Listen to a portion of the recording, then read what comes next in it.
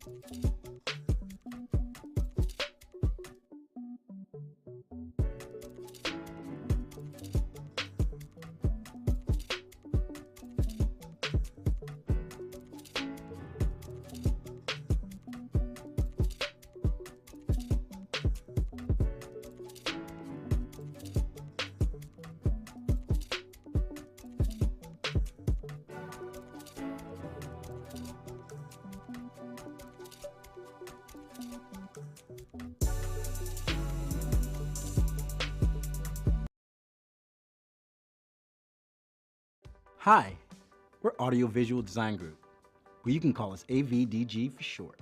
Over the last decade, we've grown to become one of the largest technology integrators in the United States. Our journey began in 1996 when the Macarena was the #1 song in America, and a guy named Robert Sharfer founded AVDG in Silicon Valley.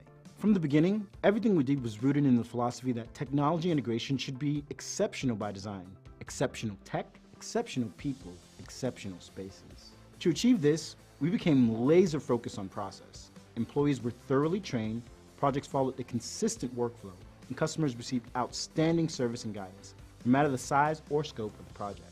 Before long, AVDG was working with top companies in tech industries, both in the Bay Area and overseas, including Oracle, Wells Fargo, and Google. AVDG wasn't just a commercial integrator. We also worked in high-end residential environments. Across California, we partnered with homeowners, renowned architects and developers, including Troon Pacific, Michael Lee, and Robert Hidley. We built lasting relationships through our support division, providing solutions for technology updates, upgrades, and everything in between, while continuing to grow. Through acquisition, AVDG expanded across the country. We acquired TVTI in Chicago, which had built a reputation for its partnerships with architectural firms, builders, and MDUs. This was a perfect fit for AVDG because TVTI was already known for its innovative solutions, which created value for developers and end clients too. TVTI's award-winning approach led them to produce integrations that have touched most of the Chicago skyline. Their work can be found in the city's most prominent towers, upscale condominiums, and residential buildings, as well as other developments across the United States. Next, AVDG acquired Maverick Integration on the East Coast, which was another perfect fit. Maverick had done incredible AV projects throughout 2 million square feet of some of the finest homes in New England, New York, and the Caribbean. Maverick was one of the first integrators to take an engineering and design approach for residential projects, which allowed them to create innovative solutions based on each client's space and needs. Their specialty was finding smart ways to integrate technology in the construction of these exquisite homes so that usable living space was not compromised, while enhancing architectural features through lighting design and other custom solutions. In the process, Maverick worked with many award-winning firms to refine what they could deliver to a client and what the homeowner's experience would be. These acquisitions have been an important part of AVDG's success story. Today, AVDG is now ranked among the biggest and most successful integrators in the country, with 7 locations across the US. So, what sets AVDG apart? While every technology project is unique, we use a proven process that ensures success every time. We refer to this process as FLOW, or Frictionless Operating Workflow. FLOW enables our team to work smarter and faster. Each project is defined by roles and milestones that allow team members to work in the individual swim lanes while also contributing to the big picture. Every aspect of a project has a defined process, from the initial sale to the final client handoff. We keep in close contact with our project stakeholders, including general contractors, designers, and electricians, to ensure we stay on track. All this is done digitally across multiple projects simultaneously, that we can quickly redirect teams, adjust scheduling, and define new milestones as needed. Our process extends beyond the project completion. Clients receive ongoing support and remote system monitoring, ensuring fewer headaches and maximum system uptime. For AVDG, it means an increased customer lifecycle and the opportunity for additional projects in the future.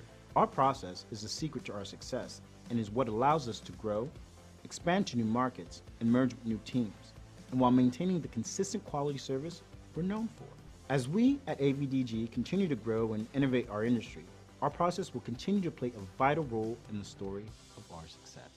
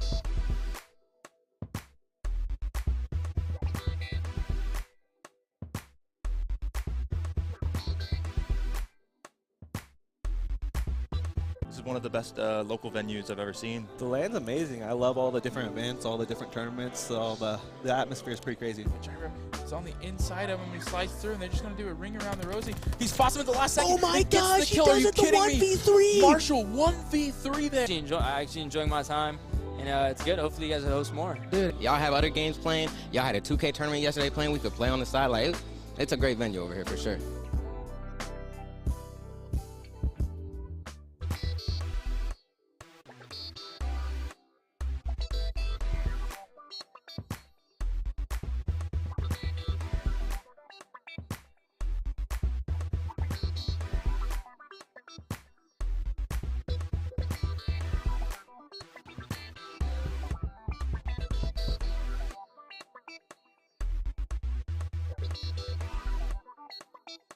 Thank you, AVDG. So let's get some thank you AVDGs in the chat.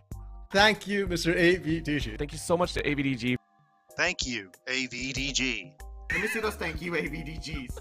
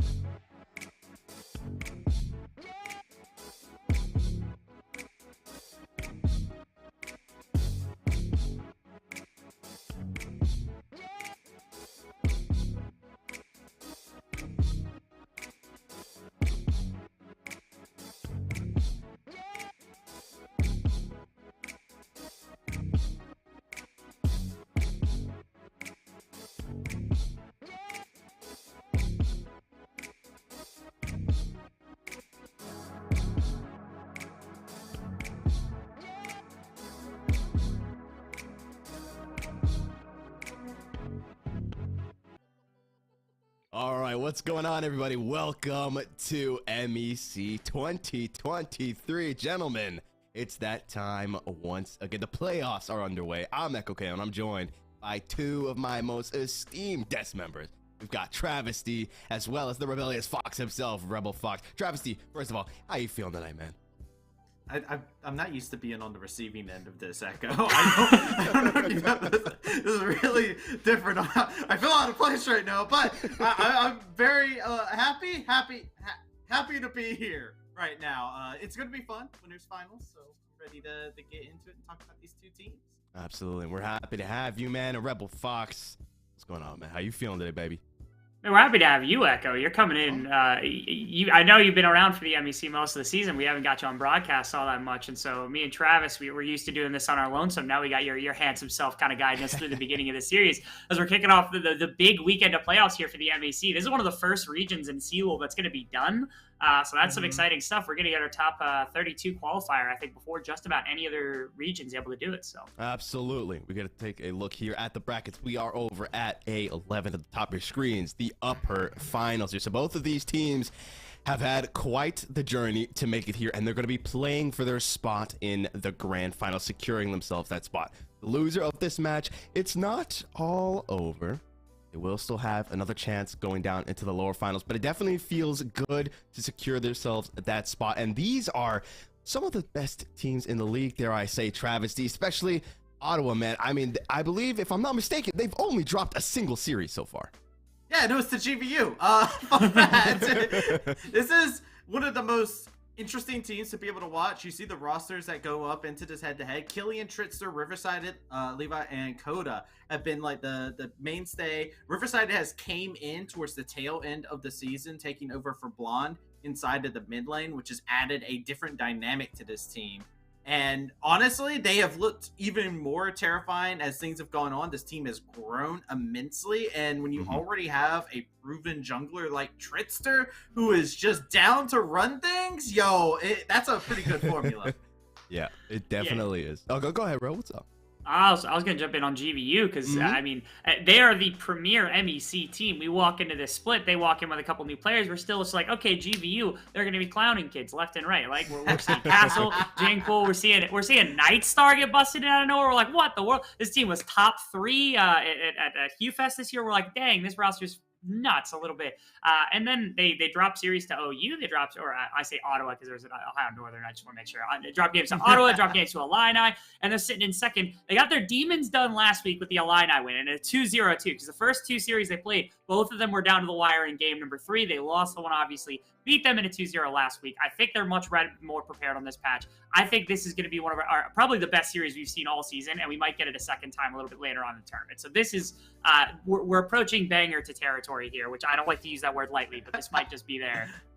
Yeah, and I think it's great that the both of you have touched on the fact that these teams have met up before, right? GVU has besmirched OU's honor, dare I say, right? Taking that one loss away from, taking away that perfect series. And since it's not the first time that they've met, we need to take a look back as to the last time that they met up where things were getting a little bit dirty. Production, roll the clip. Let's take a look real quick. It was Ottawa Braves going up against a Grand View, and I mean, it's about to just all turn into chaos. That's really all I could just say. It was quite the matchup coming through. Ottawa Braves was able to persevere towards the end there, but it was just Trickster going absolutely sicko mode on him, getting reset after reset. And then you can see they just absolutely cleaned house, and the game really just went on from there. But most importantly, you already brought it up, Rebel Fox. We're playing on live, right? 16.3, if I'm not mistaken. There's going to be some changes coming through, especially Dragons have been nerfed this time around. Their stats have been tuned down a little bit to try and take away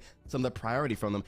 And I'm quite curious to your thoughts about this, Travis, because normally when we look at GVU, right, dare I say it's a team that kind of likes to take their time a little bit. They wait until that 15-minute mark to really kind of sort of pop off. Would you say that I'm onto something there? 15 minutes is the timer that we put on. That's the GVU pop-off timer. 15 minutes into the game, you start to see those moments happen. Here we have another clip that's actually from their game against Illinois. It's Mr. Mark himself, dude. But it's one of those things where, like, 15 minutes, like, Mark Gonzalez is the best team fighting AD carry in the league. I will stand by that, and nobody can contest me on that, I feel like. It's just fact. And that's because of the fact they do play pretty much so where it's like we don't give over anything for 15 minutes and then we pop off at Dragon.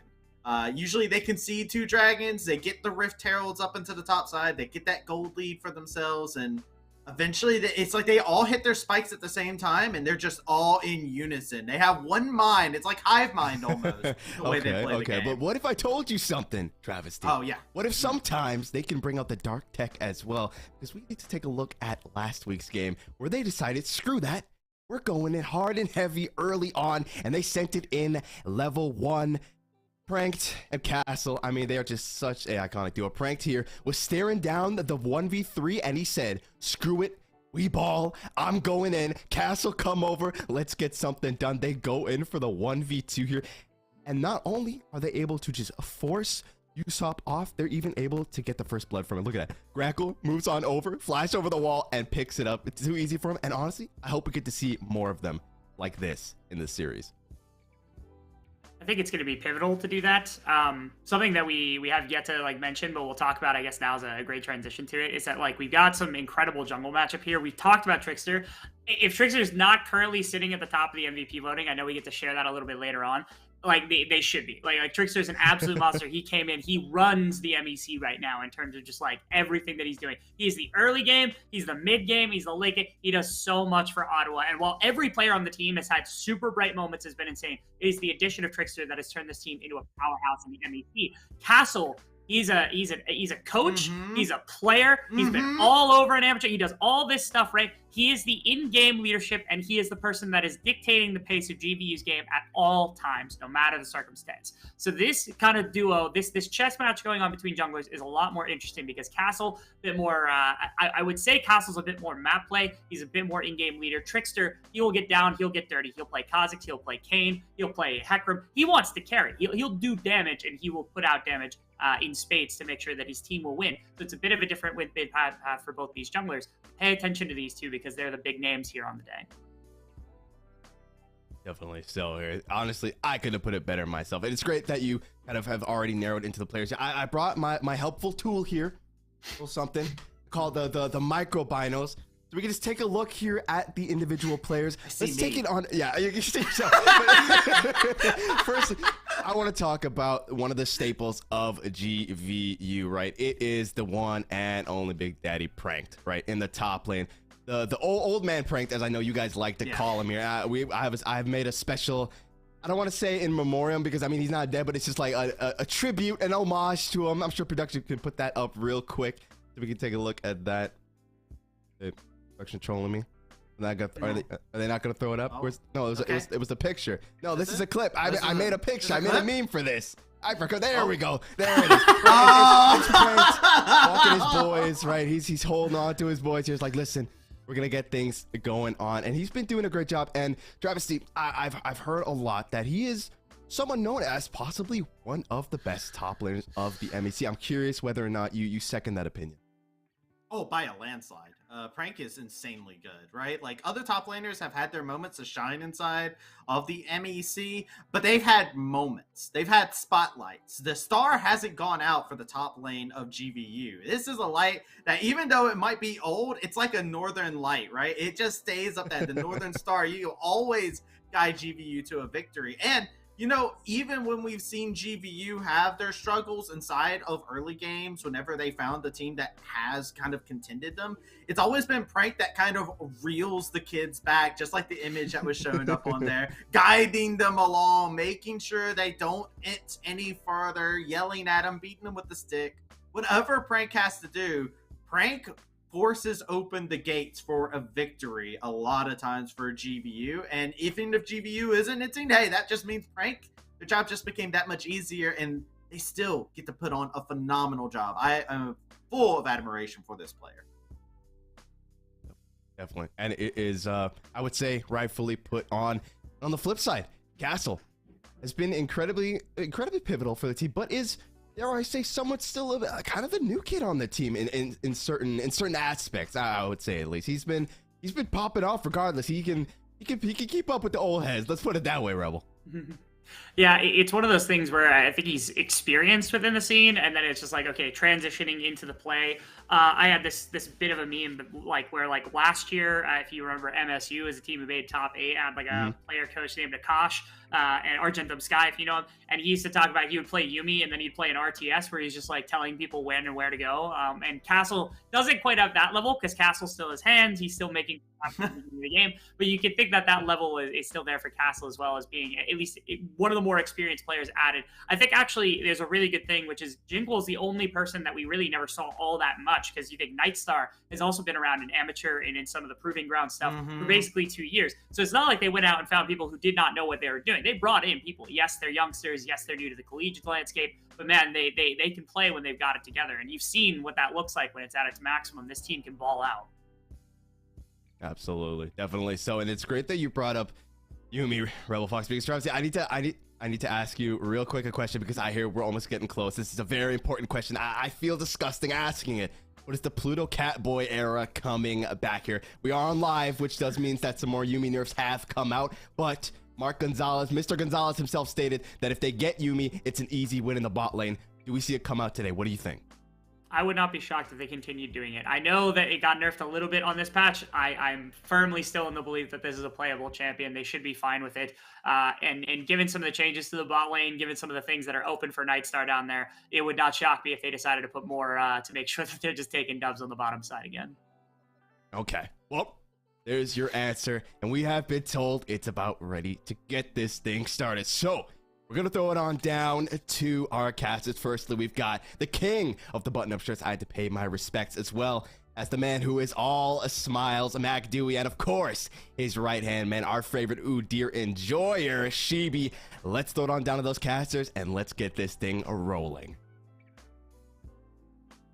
Hello, everyone. Welcome to Winners Finals. Shippy's got the fresh haircut as we're getting ready to go for game number 1 between the two top teams here in the MEC. It's the Ottawa Braves versus Grandview University. Now, last time these two teams faced off, Shibby, was the end of the regular season and the decider of the first seed. But all of that is in the past. It's done for. Now all that matters is the here and now. The winner punches their ticket to the next round, to the grand finals. They get to avoid facing off against the Fighting Illini, which at this point in the season, Shibby, I feel like carries a lot of weight. I mean, this is the rematch, the salty run back, right? GVU coming in not satisfied with how the last series went. Levi and Nightstar, or Mr. Mark Gonzalez, throwing shade back and forth. The rivalry is brewing. Mac Dewey, let me tell you something, brother. We've got Ottawa Braves versus GVU for Game 1 draft.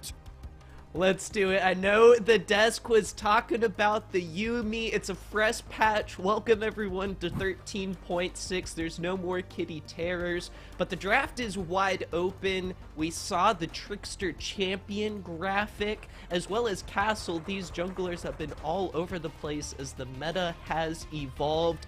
Big eyes on these guys, and something that I'm keeping in mind while the regular season is done and in the past, Ottawa had GVU's number targeting Pranked heavily in the early game. Trickster paying a lot of attention up there.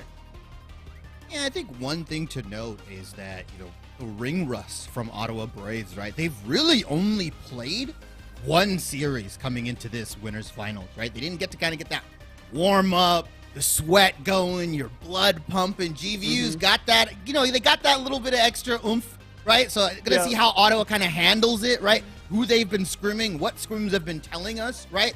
Definitely these two teams not even scrimming each other. They knew they were gonna face off with each other in the bracket here. As there we go, Killian, the respect is gotten, right? Yeah, you banned the rank 1 Rumble in NA. You got to give him some respect. I do like the Annie ban. That's a flex for Jincall and Pluto here. I think both of these guys, with their expansive champion pools and how GVU almost always is adapting during the draft, it's gonna take all of their mental brain power here, because Ottawa can throw a multitude of compositions, right? The Zoe Veris, the Talia, the Graves, right? They even carried through Cho'Gath at one point. Given Levi and Coda were kind of begging for some attention there, Killian, the big man himself in that top lane, even got some love here. So Ottawa, one of the hardest, if not the hardest team to draft again. So I want to see what Dreyer and the boys at GVU are cooking up as Jax and Vi get banned out. Kindred and Nar as well.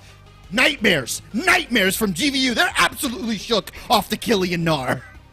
They take away what I would say is a safe option for Killian up in the top lane. Pranked needs to pop off here as Levi gets his signature Varus. We've seen the Gwen.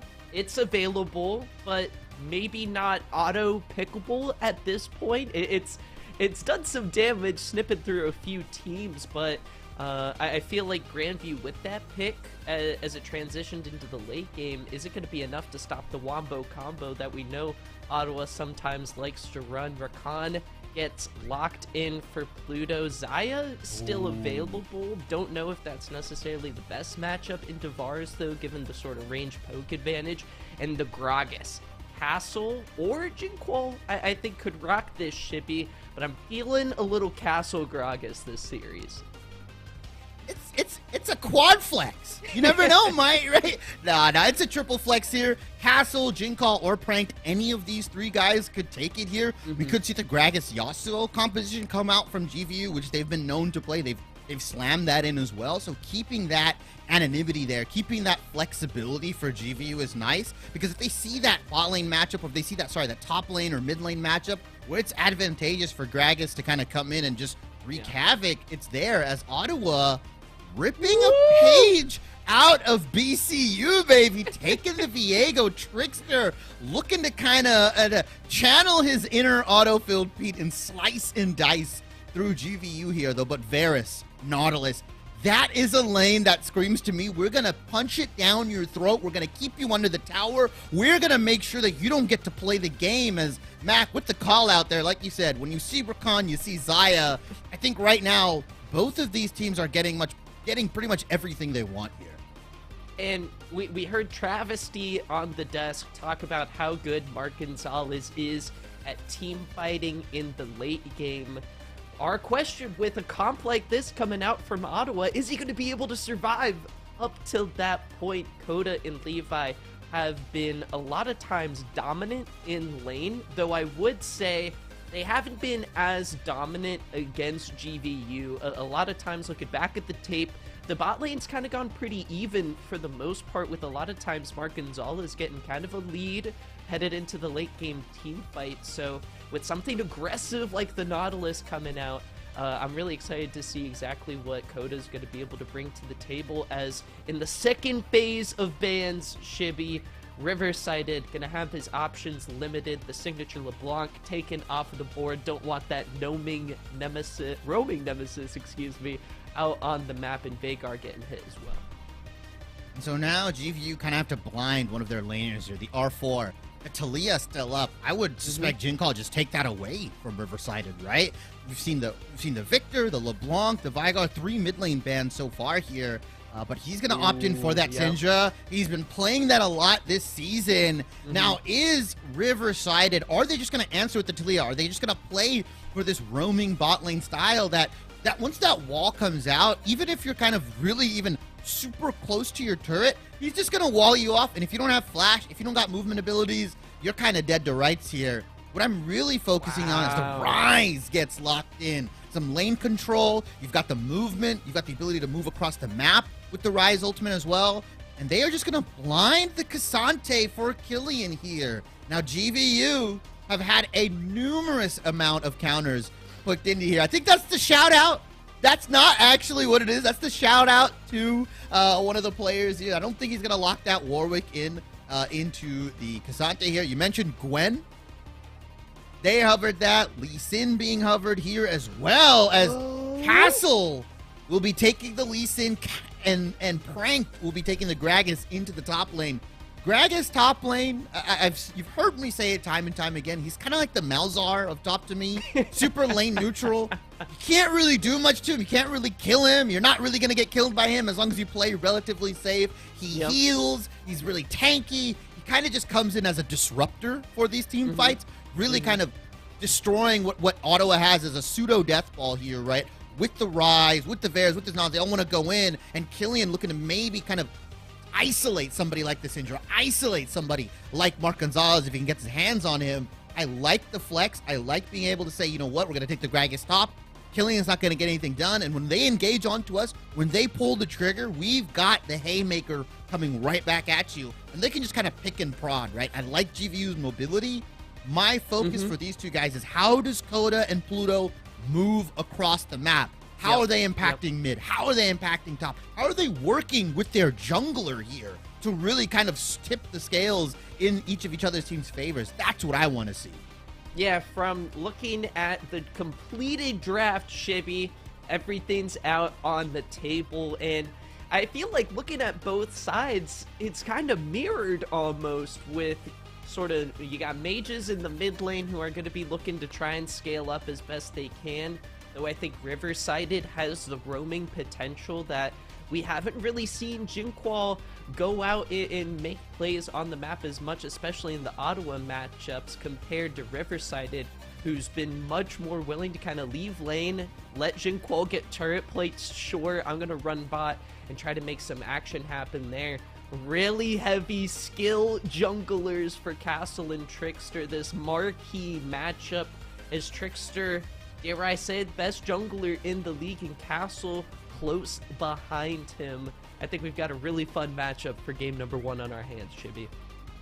Throw the Sejuani out the window. Throw the Wukong away. Castle slamming that Lee Sin. I said I wanted to see him on something a bit more dynamic, something a bit more proactive. The Lee Sin Syndra duo lane into the Viego Rise. How are they going to leverage it? Are they going to start diving this Rise, level 3, level 4, right? Are they going to start really just messing with this guy once they hit level 6? The absolute burst potential coming out from this duo, this mid-jungle, can be catastrophic against Ottawa. And if you set somebody like Riverside behind, if you set, you know, Levi and Coda, that bot lane behind, if they can get some of these dives or some of these roams off, GVU can put themselves in a prime position to take game 1 here. Ottawa Braves, I feel like they're a little bit on the back foot with the Viego, with the Rise there. Viego typically likes to full clear. He likes to kind of get the ball rolling, get the CS lead going, or the camp lead in this case. I want to see what kind of, you know, pathing he's going to take to maybe avoid Castle in the jungle. Yeah, and sort of building on that, Shivy, I think, honestly, while Ottawa might be a little behind early on, wanting to have, or I guess really kind of having less early game power, I think their composition is honestly easier to execute from a champion standpoint. I mean, you've got a whole lot of hard CC with the Viego stun. Rise root is super, you know, point and click CC. You love to see it. Killian on the Cassante can knock people through walls, really isolate someone super easily.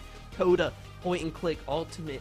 But if Grandview get cooking, if the hands are warmed up, if they've got the warm hot pockets ready to go and they're feeling it, there's a huge amount of room for some skill expression between the Rakan engages, explosive casks, Lee Sin Dragon Rage kicks, the insects coming out, maybe. We'll see. I think Grandview have a steep challenge ahead of them, but if they're ready for winners finals, I think they might be able to pull something off here. And I like this composition. I like GVU coming in with the hot hands, like you mentioned, right? Coming out the gate swinging in draft. And I like that the onus is on the players here to start executing, like you said, with the insects, with the orbs of destruction, the orbs of power coming out from Jinkall here. I think if these guys are on point, like you said, if their hands are warmed up, they can do a lot of damage to Ottawa's composition here. It's how they kind of position themselves around these objectives. They have a lot of zone control coming out here, right? You've got Gragas barrels, you've got Syndra spheres, you've got Zaya feathers as well. If they can get in onto these objectives, if they can get near this dragon and they start laying the pain down, laying the orbs, the barrels, it's going to be real rough for Ottawa walk in, even if Trickster is in that mist, right? Yep. How do you walk into all of this? You've got to kind of muscle your way in. You've got to put Killian in the front, where most of the time he's pretty much kind of looking for a good flank, looking to isolate somebody like Jinkall and Mark. If he's got to be your front line, if you got to be walking into the team, he's going to take a lot of punishment here. Game 1, though, man, I'm expecting a banger, Mac. Where are we? Summoners, welcome on to the Rift for our first match here in this best of 3. The 2 top teams out in the Midwest battling it out to move on to grand finals. Both squads looking to try and punch their ticket to the CLOL nationwide tournament. And they got to do it one game at a time. The Ottawa Braves grouping up in the bot lane, doing some early investigation. Grandview trying to defend their jungle, trying to cover all the entrances, Shibby. They're making sure nobody's sneaking in. But let's see in the bot lane. Mark Gonzalez, no cleanse, has the flash ghost. And I know Coda's got that dredge line ready to go. Gotta take deep breaths, though. It's only the first minute. No big plays happening yet. And I like how Ottawa, between series, between games, have always switched up this kind of invade. Sometimes they'll send Coda by himself. Occasionally they'll send both Coda and Levi. This time they sent a full 5-stack there in case Pluto or in case Mark went in to try to get that ward down early. But Grandview, they don't see anybody here. They don't know what's happening. Both of these guys are starting with completely dark jungle starts here. Trickster and Castle both not being known here. Jinkall looking to maybe get a ward onto the Raptors. I may have spoken too soon. They know where Trickster is. They spotted him out. And now will they be able to track him? It's going to be up to Castle and the rest of GVU to keep a beat on him. A successful reconnaissance mission is going to give Grandview University some early information on the potential MVP of the MEC. Trickster starting off on the bottom side of the map, and we saw Ottawa really, I think, in the only matchup between these two where it was under 30 minutes, it was on the back of Trickster dominating, getting fed early on, and visiting that top lane. Frank's been on a lot of carry champions throughout this season, throughout a lot of these games, so seeing him on the Gragas, really a playstyle difference as the GVU bot lane gets level 2 first. Pluto's going to get a little bit low. Watch Trickster, all eyes on him, ward placed down. Don't know if he's going to be able to execute this gank now that some vision's placed down. Yeah, I like how they placed the ward down, prepping for that potential level 3 gank, the full clear into the bot side. Although GVU is pushed up a little bit, Trickster not willing to go in. So he's lost some time on his jungle clear. He won't be able to get his blue or his wolves or his grump as early as he'd like, delaying his potential level 6 and his full clear, now walking over. As Castle dutifully has been just pushing these lanes, or sorry, farming his camps here, looking at these lanes, sorry about that. Opting in to not clear his bot side, instead going full red clear into potentially covering a gank from Trickster, but he's a little late. Wards not placed for Ottawa Braves here, though. Levi taking a big chunk of damage here, exerting that lane pressure from GVU. I like this look from him. Keep Levi down, keep Coda down, keep them under their turret, make sure they can't exert some of that lane dominance as Levi. Oh, that Q is going to connect from Pluto, getting a little bit more damage. This patch was met with some lethal tempo nerfs, so we actually see the Hail of Blades come out as the hook comes through, and we're going to have to take a little bit of a breather. Everyone, hold your breath. I know the suspense is killing me just as much as you guys. Shibby, we get a moment to process this early game, to process some of the stakes in the history between Ottawa and Grandview. Two teams that have met up with each other, I believe, in the playoffs before, now meeting each other once again. Really cool opportunity to see two of the top teams, I think, in the nation compete against each other.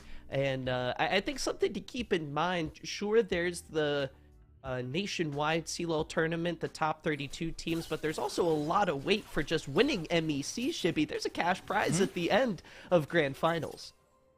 You get that Skrilla, you can spend it on some league skins, right? You can spend it on whenever you so please. Like you said, that cash prize, it's quite a bit. And for, you know, obviously these college students, right? That's a little extra boon. That's a little extra spending money. You can buy a new PC. You can upgrade the stream setup. You can shower your e-girls with money if you want. However you want. Your kittens, is that what they call them now? Mac?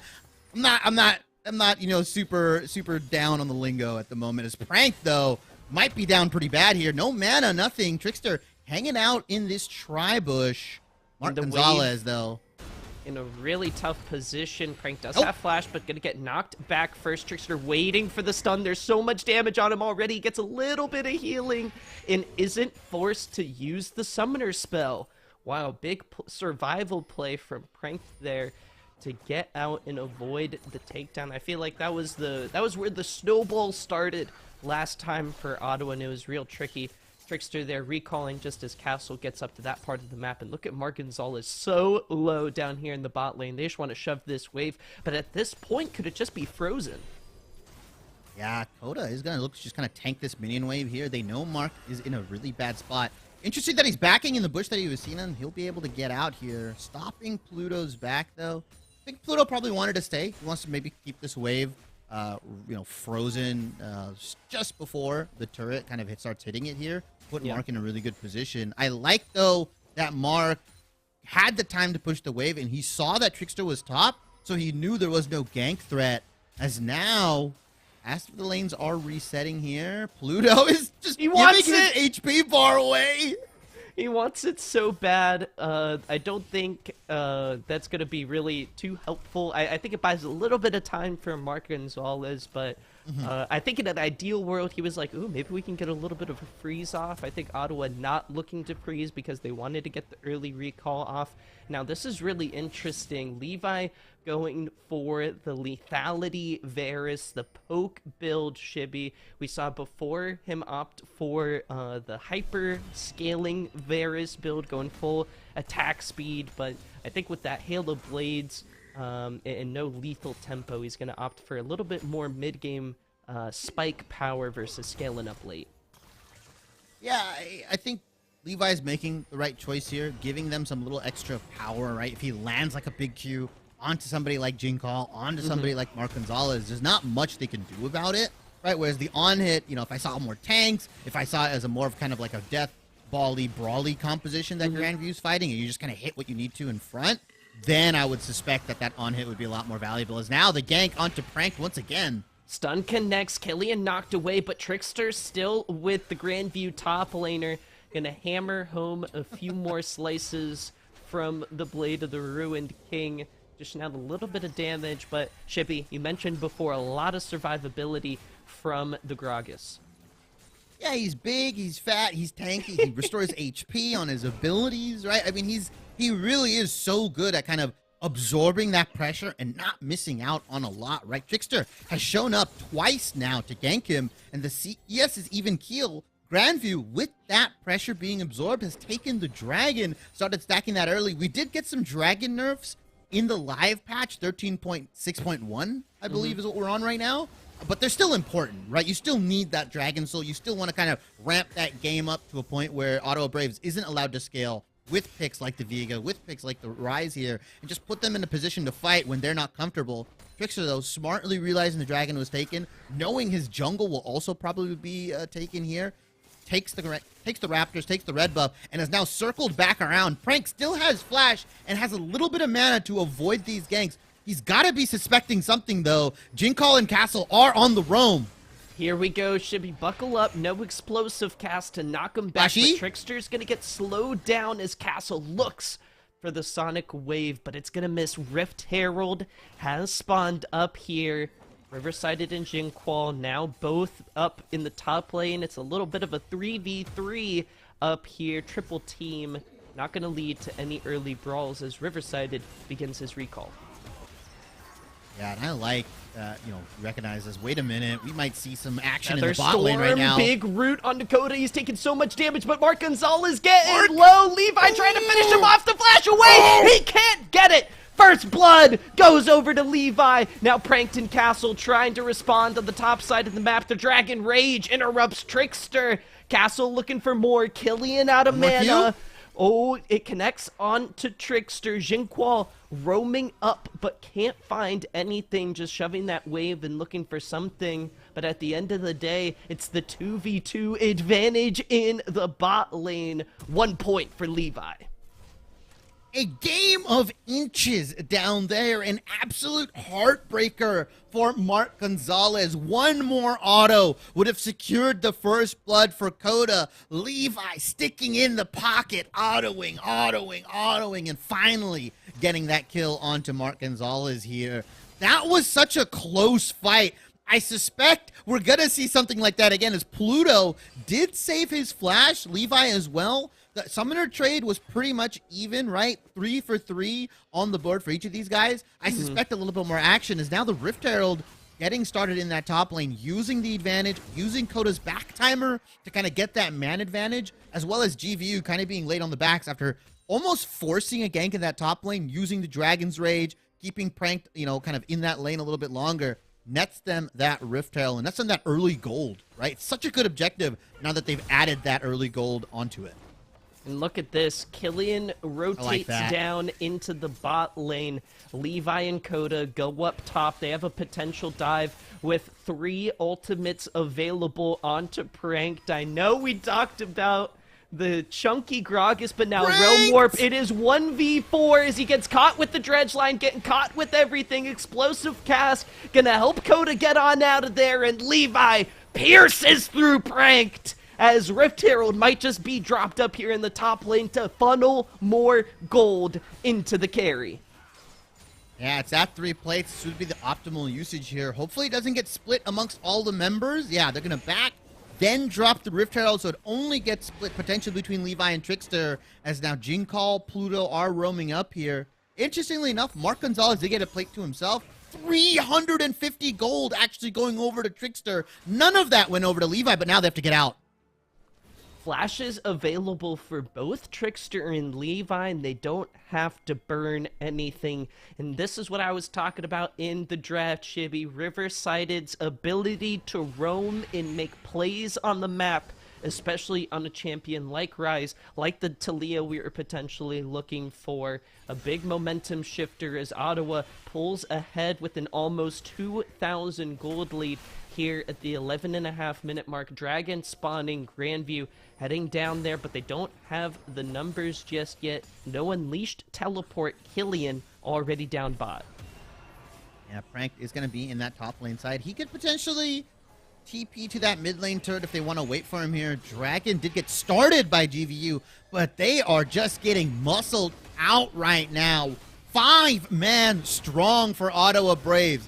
They stop the Dragon stacking. They get the Infernal Drake as well, which adds a little bit more bite to their bark as the Cloud Soul gets put on of course, for game 1. My favorite soul in the game, Cloud Soul, Mag. We need our MEC statisticians to go back throughout the entire course of the season.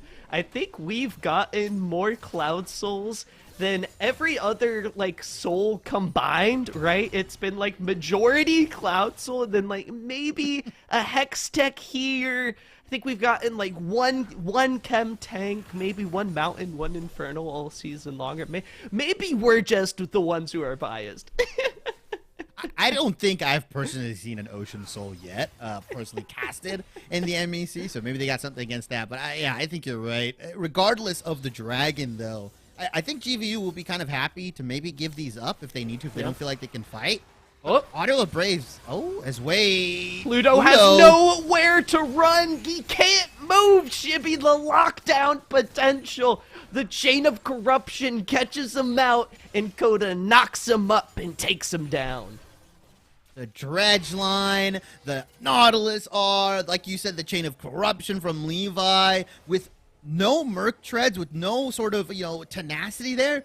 You don't have a hope at all to get out of that CC chain here. Really nice from Ottawa Braves to kind of punish Pluto just stepping up. Rakan has some of the highest mobility in the game, so just keeping that chain going, keeping that CC lock, as now Killian is going to pick up that first tier 1 turret in that top lane, going to inject some gold onto Ottawa Braves as a whole. Right now, OU, after that dive top, right, after that 4-man, it's just kind of been the OU show across the map here. They've been moving and grooving together. They're literally like the Jackson 5, man. I think they're looking like a pair of smooth criminals the way they're stealing this early game. And I like the point you bring up. Kudos to Coda and Riversided, I think, who I feel like throughout this early game, Jinqual has been in the river looking to make plays several times, and just the setup hasn't been there for him. He's like, guys, I've got the wave shoved. I'm ready to roam. Where can I make plays? Where can I make something happen? And it just hasn't been there for Grandview so far.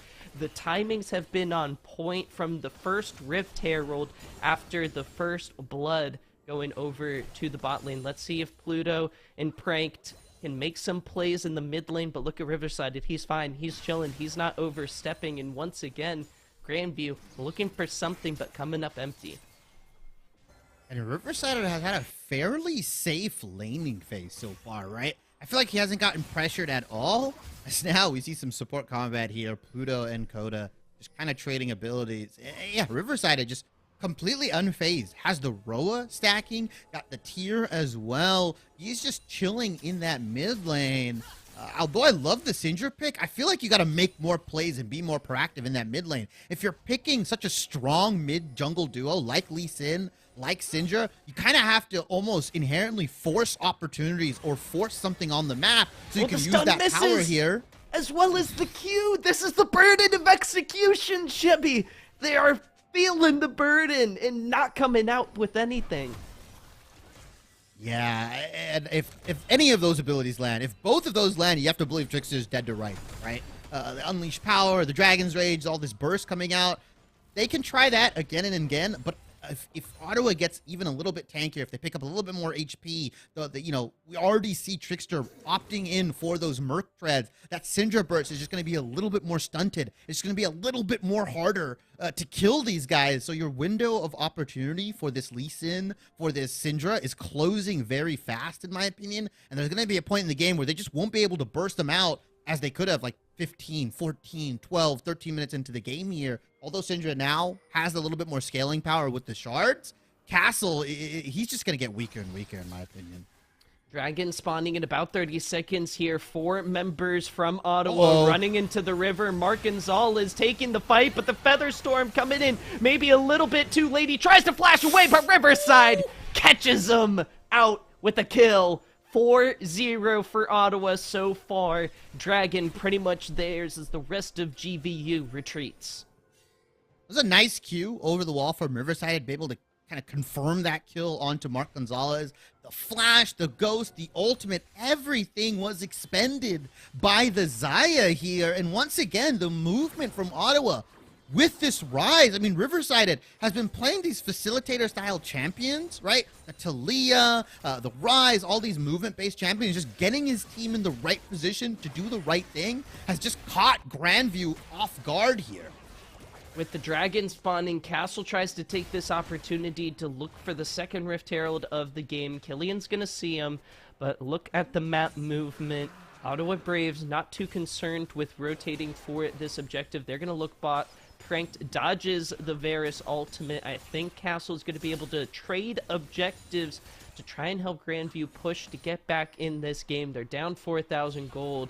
And Shippy, you highlighted, how is Coda and Trickster going to roam around the map as we get a fight in the mid lane? Pluto getting chunked out. Coda not falling just yet. The shield comes through from the Locket of the Iron. Solari, Shippy, stays alive as Levi dodges the Scattered the Weak, and once again, Grandview misfires.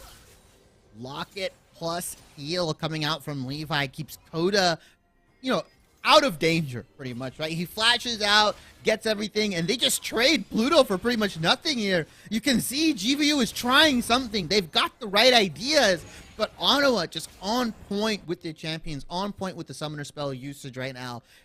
Levi is 4-0-1 on this poke Varus, right? His Qs are going to start hitting very, very hard very soon once he finishes what looks like either he's going to finish that Mana Immune or he's just going to go straight into either Duskblade, Eclipse, whatever he so chooses. It's going to be really rough as now they're looking to make a play onto Killian. He flashes out of here. And it's just not the same, right? The 3-man GVU, not as strong as the 4-man Ottawa.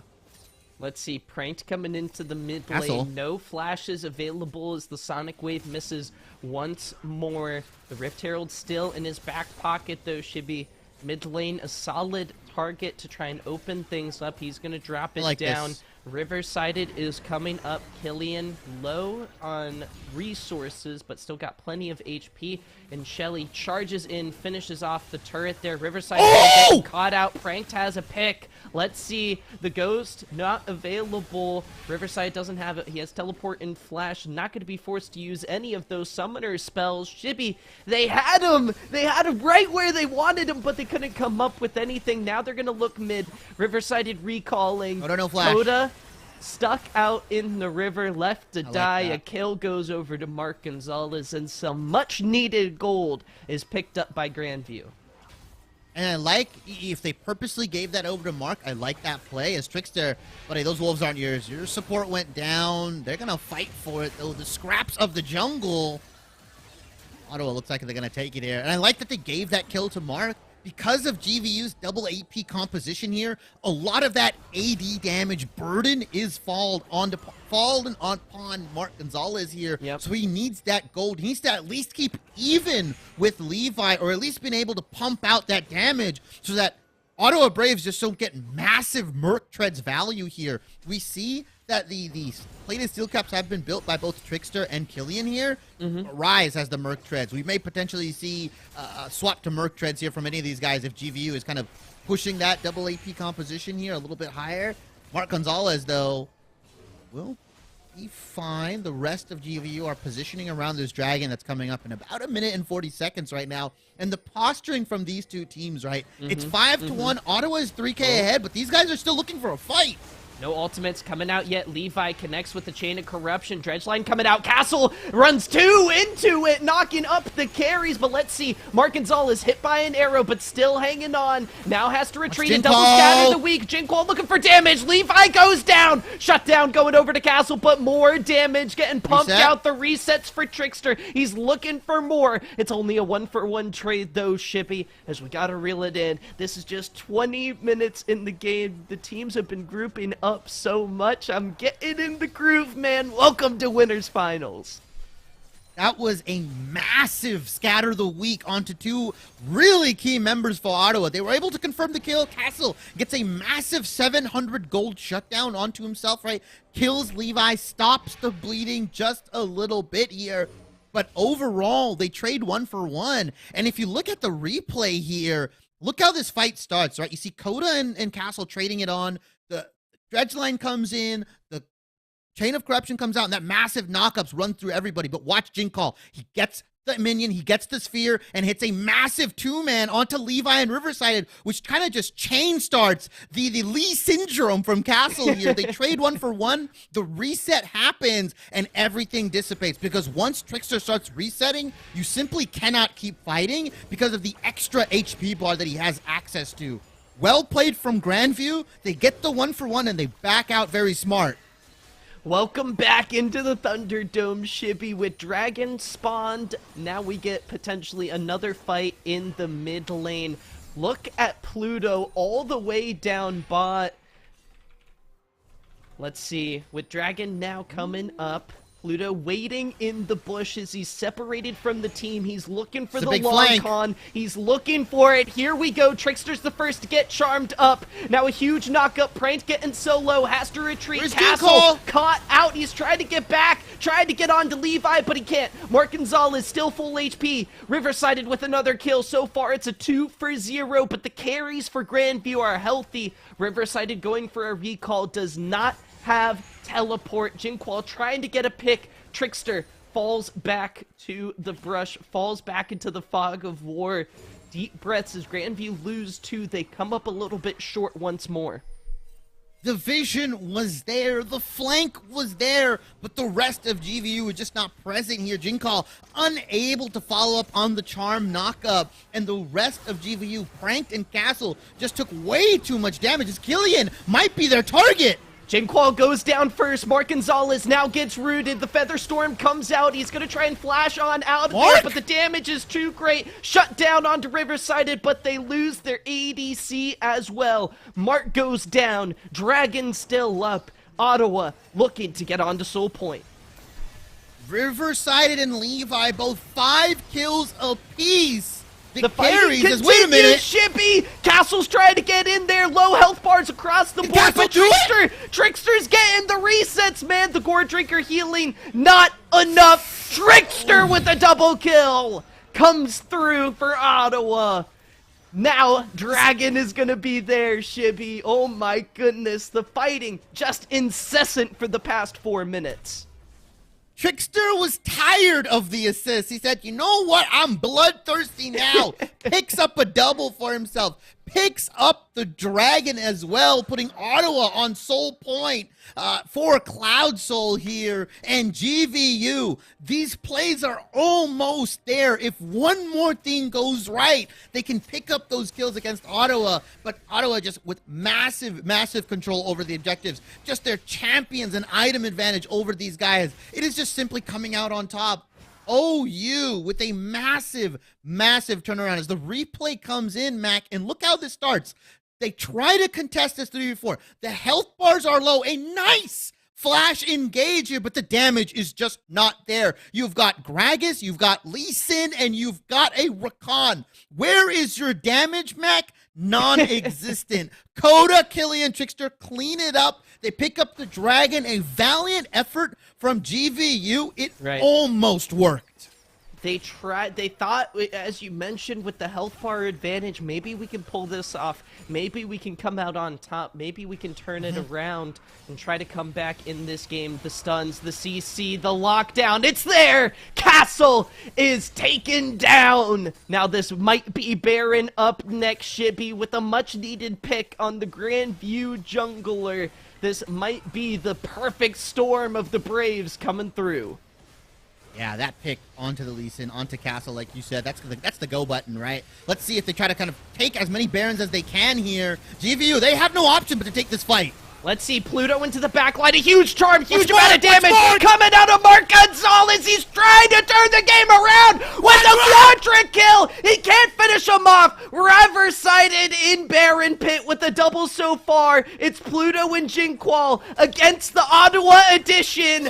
Can he come through? No, he can't. Jinqual finishes the fight. Mark Gonzalez pops up in a huge way to keep Grandview in game 1.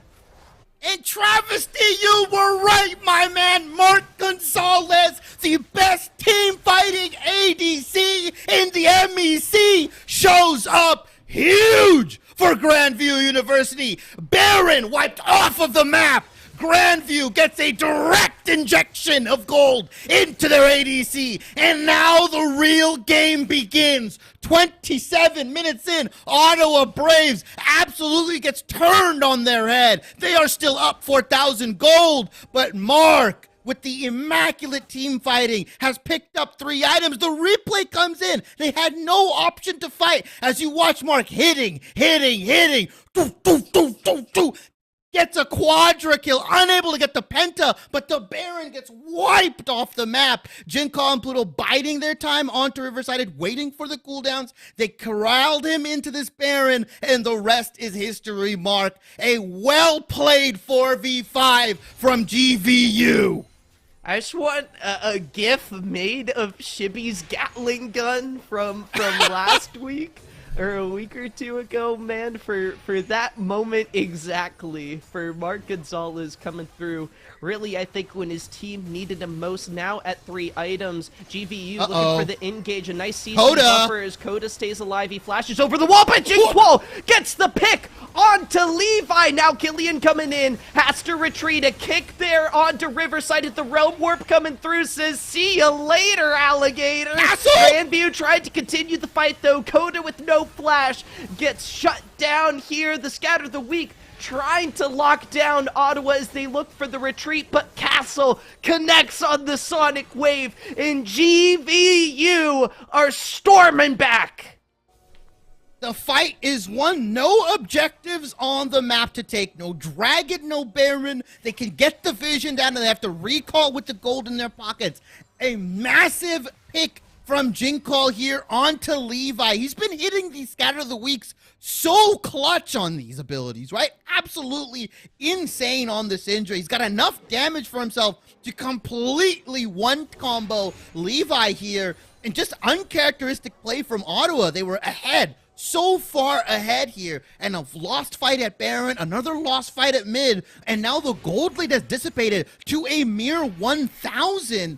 These teams are basically even, Mac. Wow, who would have thought Grandview finding their picks, finding their mojo here as the next dragon spawns its potential soul on the plate for Ottawa. Levi trying to get the poke damage in, but Mark Gonzalez, we were wondering if he was going to be able to scale up and come through in the team fights. Well, he's got 3 items rearing and ready to go. Castle starting the dragon, trying to pull it up. Pranked serving as the big defensive body. Pluto looking for the plank. Trickster waiting, maybe looking for the steal. Pluto has his engage. The Scatter of the Weak comes through. Watch Levi though. Levi hasn't been touched just yet, but the damage is coming through. The melt line gets melted. Jinqual on a killing spree, and all of Ottawa goes down as the solo carries. Mark Gonzalez and Jinqual, each with a double kill, come through with the ace. The death timers are long, 30 seconds. They say, screw the dragon. We're going for your inhib. A 5 for 1. Sorry, you said Levi didn't get touched. Jinqual gave the absolute touch of death on to Levi here. They've got the caster and the cannons. They might just go for the end game here. Is this how game 1 ends, Mac? Pluto coming up 1 second. Here he is to try and defend the base, but the damage is there. And Grandview come back. They're still with their first gold lead of the entire game coming right after they destroy the Nexus, Shibby. Grandview take the first match. Fight after fight after fight, you win 3 in a row. That's just how League of Legends goes, baby. GVU, they say screw the dragon, screw the Baron. We've got Mark Gonzalez and Jinkall on our team. We're gonna go for your throat. They get game 1. Wow, after the clean early game from Ottawa, Grandview just absolute immaculate fighting. I thought, honestly, when they went for the fourth dragon of the game total, but Ottawa's third dragon, right? When Castle and Pluto and Pranked were flashing in, trying to really push the agenda, push the envelope, try to come up with a big fight and a big play, I was like, why are they going for this? Why are they trying to contest? It's just the third dragon for Ottawa. You know, it's not Soul Point. You're trying to, but they just kept going. They just kept going, looking for fight after fight, and it finally started working for them. In what this first game is really the perfect encapsulation of Ottawa in Grandview as teams throughout this whole season. Ottawa dominant in the early game, but Grandview coming through with their team fighting. Yeah, it was just immaculate resilience from GVU, right? A team where we saw collapse last series, right? Game 2, they were just throwing their bodies left and right. And like you said, it looked like they were doing that in similar fashion. But Mac, there's a method to the madness. There's something cooking that we just don't know, right? Mark Gonzalez picking up the Quadra Jinkall, hitting some massive scatter the weeks, by the way. A lot of these fights were just based off of him hitting those immaculate abilities onto Levi and just ending the fight before it started here. GVU, just 3 fights in a row they win, and they'll just take the Nexus. Game 1 between these guys. And if that's any sort of inkling, that's any sort of secret sauce that we get from game 1, I'm hyped for game 2 between these two teams. I want to take a special moment to shout out Pluto, the secret agent, finding all the right engage angles. Ottawa had no idea time and time again where he was coming from. I think it's really hard to play as Rakan into that sort of team, but he was super creative, super on point. But that's going to do it for game number 1. We're going to hop into a quick break to get geared up and ready to go for game number 2. Don't click out of that browser. We'll be back with more Winners Finals action.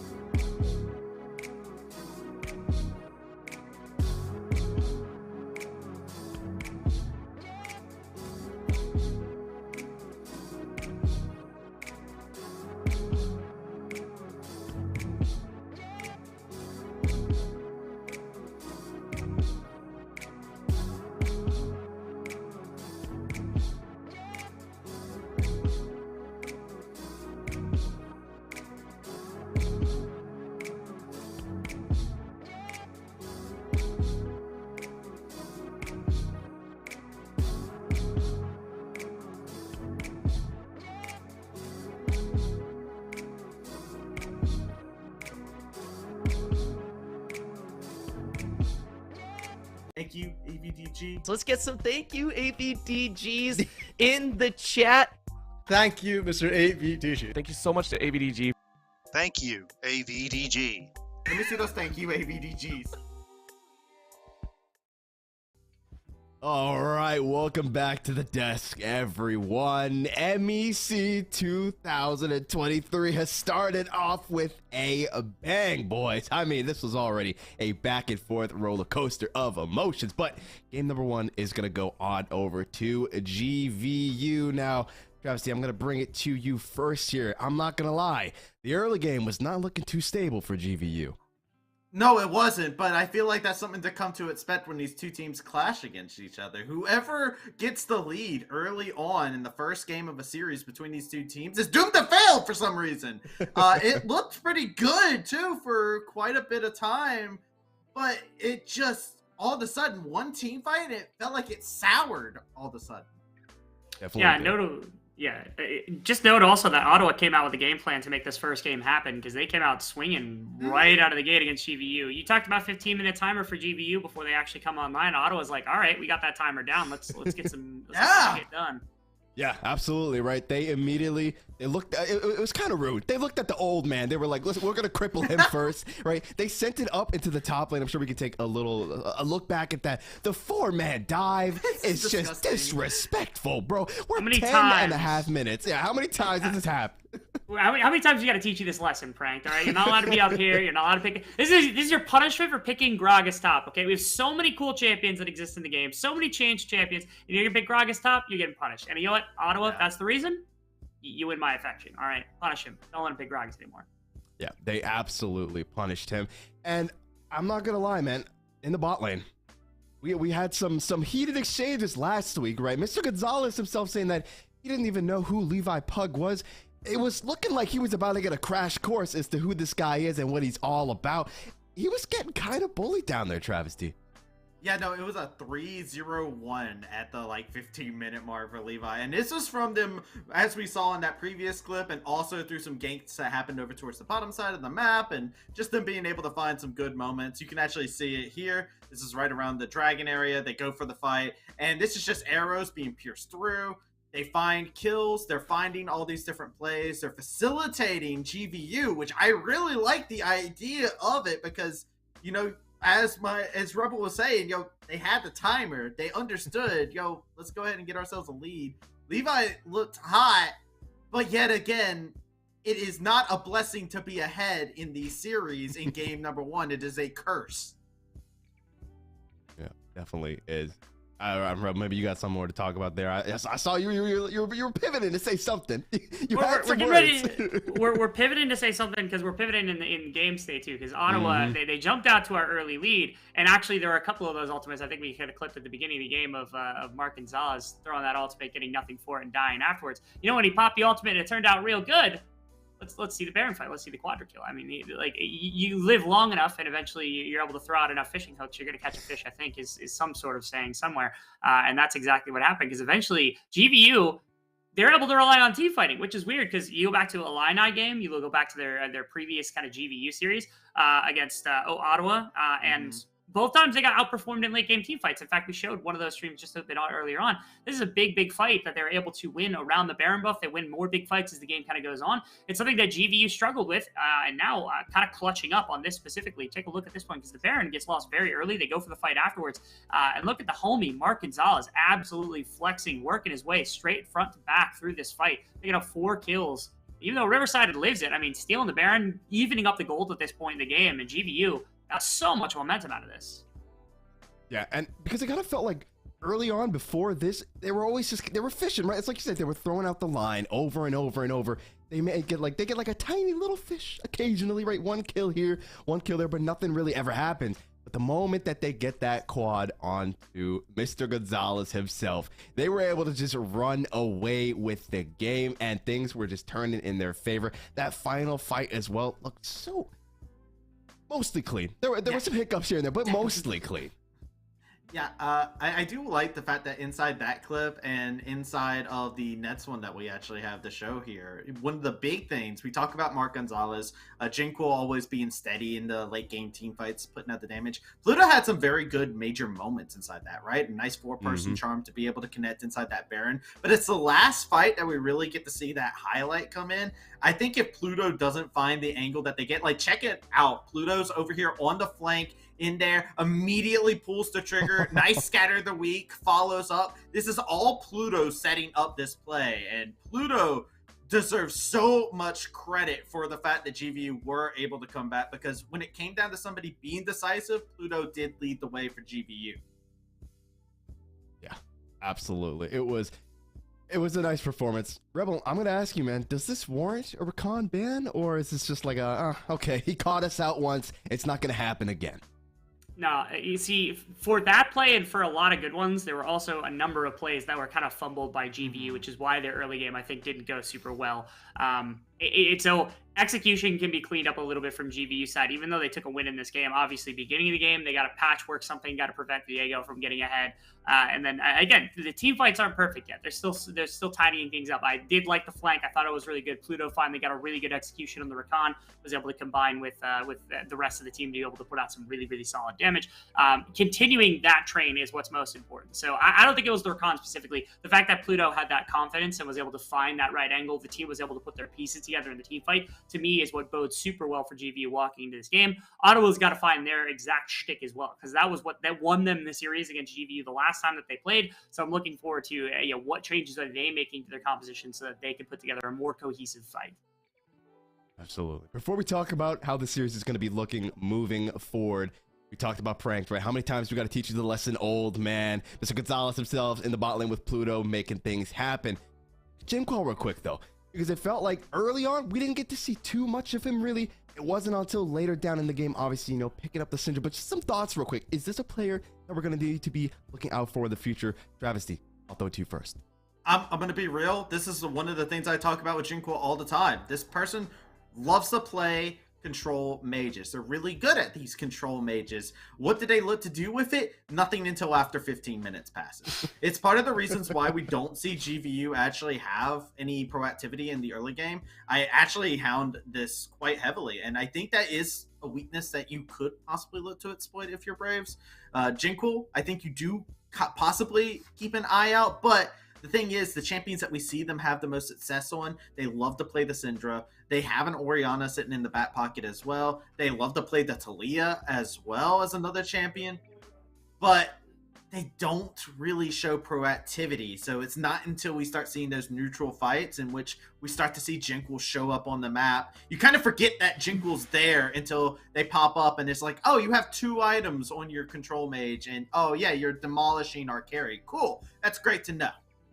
And if you're looking at this game like in a mid to mid kind of comparison, is actually one of the best series to do that in, because Riverside doesn't have the champions to punish this. The champion that pops into my brain immediately is like, play Jace into this guy. Like Jace will be fine in the laning phase. Jinko will do very little, maybe like pull a gank or something like that if you're able to get one into mid lane from Castle. But outside of that, it feels like Jace will get a free laning phase to get to 2 items. Then you got to deal with one of the best siege engines in the game right now, just doing anything. Riverside doesn't have a game on it. Hasn't been practicing the champion at all. In fact, most of the champions for Riverside are not champions that will punish this type of style from Jinko. That's why Jingle is just going to be useful no matter what in this series. I would love to see a shift to make sure that they can actually do something about it. I don't know that it's going to come. More likely to come from Trickster than anything else. All right. Well, we're hearing that it's about time to get into the game. So real quick, just a tiny little point. Yes or no answers only. Travesty. Do we have a series on our hands? Yes or no? History says no. I say yes. Okay, that was more than just yes or no, but we'll take it. Rebel Fox, yes or no? Do we have a series on our hands? That's okay. That's a no. That's a no. All right, he's saying GVU is taking it home, and so let's find out if they can do exactly that. Ladies and gentlemen, we're gonna throw it over to our 2 beautiful casters to get us right back to the draft for possibly the last game of this best of 3 series. Mac Dewey, Sheeby, take it away, boys. Thanks so much, Echo. Welcome back into the casting booth, everybody. We're getting ready to go for the second match. We haven't got word on the side selection just yet, but I'm getting word they did swap Shibby. So OU going over to the red side, GVU gonna be sent over to blue. Boy, I'm still recovering from that first match and getting kind of prepared mentally for the second one as the adaptations are going to start coming in. Yeah, and the question's begged, right, by the desk, by the beautiful guys over there, right? Do you ban the Syndra? Do you ban the Rakan? I mean, dude, Jinko Scatter the Weeks might as well have just been a point-and-click skill shot, right? Or point-and-click, ability onto Levi. Those things are hitting left and right. I mean, he was knocked out. His HP was down before you even figured it out. As the sides have swapped here. GVU now on blue side and Ottawa on the red side here. So they get the counter pick. They get the ability to kind of throw some monkeys and wrenches, or however that saying goes, into the flan here. But GVU, they do get first pick here. I think Yumi still pretty strong. Did kind of get nerfed, right? We saw some of that missile speed kind of go down, some of the ability damage, right? It did get a flat cooldown, right? 6.5 seconds flat, so you can kind of spam it a little bit more in lane.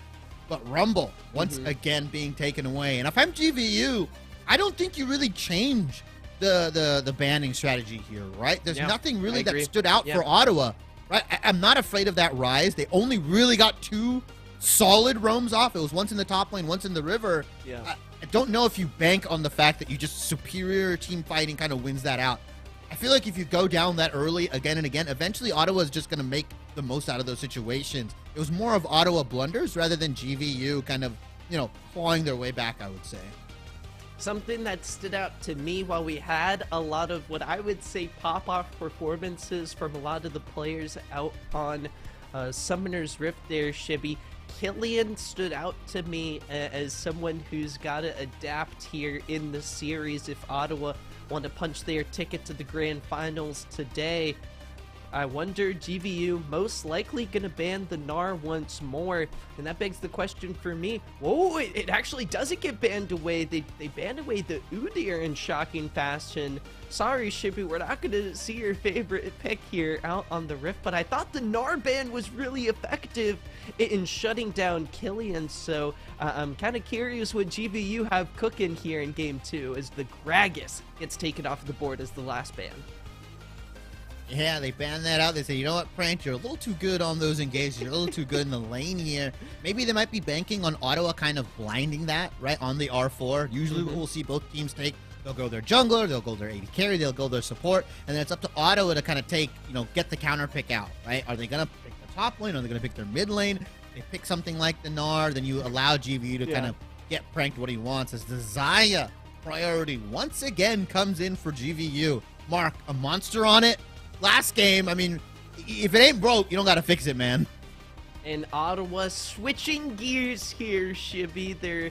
They're messing with their game plan. They're adapting here in Game 2. Put Levi on a team fighting carry. Let him go toe-to-toe with Mark Gonzalez in the late game. With the lethality Varus build, well, I feel like he was dishing out a lot of damage with the piercing arrows. I feel like what Mark Gonzalez was doing in those team fights was just so much more impactful. They weren't getting the picks they needed with their engage. You see Trickster going for the Lee Sin, and boy oh boy, Shibby, do we buckle up, my friend, buckle up, as this is going to be a massive treat. Trickster, a Lee Sin connoisseur of I think the highest caliber. Oh yeah, the mechanics are on point. Jinkall, I don't want to see you lock in either the Sejuani or Wukong for your boy Castle. Give him something to express some of that skill. Yeah, you lied! You lied! The Jedi lies, man! They're going to take the Wukong matchup into Lee Sin. I like it for the team fighting prowess, right? You can interrupt the Q late game, or once you get that ultimate with the R, you can really kind of mess up Trickster's flow of abilities here. Ottawa previously have matched the Yumi up with the Jinx here, as they're just going to blind the Gnar, like I said here, for Killian. Got massive engages, but now GVU after these second round of bans, they're going to see the top lane. They're most likely going to see the support here. So they get counterpicked without really kind of giving too much away from their composition. As now, I suspect some support bans and mid lane bans. I think GVU is just going to ban 2 mid laners here. The Vigar like they did, and the Victor potentially here, or even the LeBlanc. Yeah.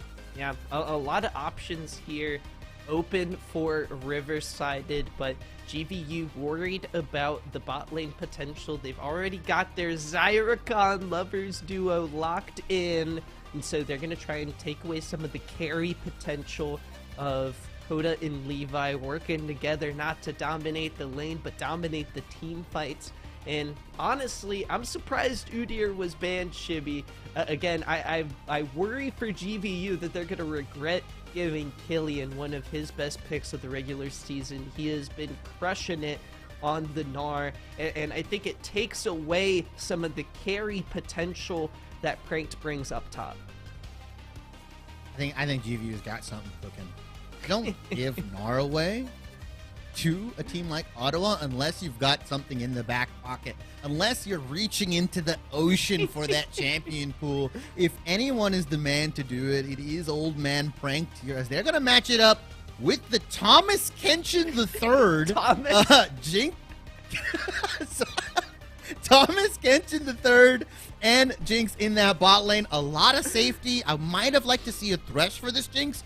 Kind of fulfills that same role here. A lot of safety, a lot of repositioning value. If you get caught out, you have the eat ready to go. You've also got some lane prowess and some lane power here into this bot lane here. Thomas Kenshin gets some priority, as it looks like the Malphite Yasuo gonna be taking it. I like this though. I like this if they lock it in. They've locked the Malphite in and the Yasuo.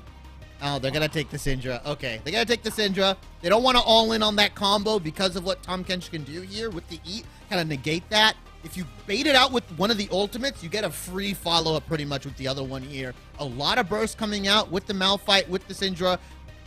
I don't think Riverside picks Fizz here, nor do I think they pick Pantheon. They're going to go, again, control mage into... Okay. Okay. All right. I was scared for a second. Yep. I saw him rotating. I was like very scared when I saw, some of those champions coming in. Vigar did get some nerfs in 13.6.1 here. Not as strong as previous patch, but still very viable. I think the buffs that came to him were a little bit overboard, right? I think it was already pretty solid, pretty good. Definitely into some of these compositions here, and I like the power of the cage. I like the zoning capability from Ottawa. You've got a lot of power on this map to force GVU into areas where they may not want to be. I think on this patch, Seraph's Embrace and Rod of Ages wasn't touched whatsoever, right, Shibby? I don't think those items were adjusted. That's Vagar's bread and butter. Sure, a little bit of champion nerfs, but he's going to be in a position, he's stacking up HP, he's stacking up health, he's stacking up mana, he's getting that big survivability shield. It's going to be hard to burst him down. You've got the Tom Kench to protect Levi. Grandview University with this Malphite coming in and switching things up. We are seeing a different Pranked in Grand Finals here today, Shibby. And let's see if Grandview have this game dialed up as well. Their bottom side of the map from Jinqual down, the same as game number 1. They like that game plan. And for Castle on the Wukong, last time he brought Wukong against Ottawa, it did not go very well, and Trickster dominated the early game. Yeah, Trickster was on that Graves last time around, and it was just Castle kind of taking some uncharacteristic fights, right? He went for his red buff, got it, then kind of died in his jungle, and it was kind of GVU, like we said, throwing bodies to the meat grinder of Ottawa. Feels like OU kind of got some spicy picks for themselves. Like you said, they got the Gnar. Trickster takes the Lee Sin away. Riverside's Vigar, which was banned out in game 1, gets put on here. And then, like you said, you've got a really nice, safe bot lane for both Levi and Coda. And the thing with Ottawa was that they just couldn't kind of hang with these team fights, right? Mark Gonzalez shredding through Ottawa the later it got. So now you've picked the Jinx. You've got the rockets, the minigun. You've got all this team fighting prowess, and you've got a lot of safety for them with the cage, with the Dragon's Rage, with the eat. Levi is primed and prepped here to kind of take over these team fights. So I really want to see what he can do here against Mark Gonzalez, the titled from Travis best team fighting ADC in MEC. He showed it off in game 1. I want to see if they can run it back in game 2 for GVU. Summoners, welcome on to the Rift for our second match of the best of 3 series. GVU on match point. A win, and we'll see them on Sunday in grand finals. The loser gets sent down to the lower bracket, Shibby, to face off against the winner of the Illinois rivalry. Let's get into it, my man. Killian up top on his signature Gnar. Levi going Ghost Flash Jinx with the lethal tempo for maximum late game carry potential. Ottawa trying to match GVU with some team fighting of their own.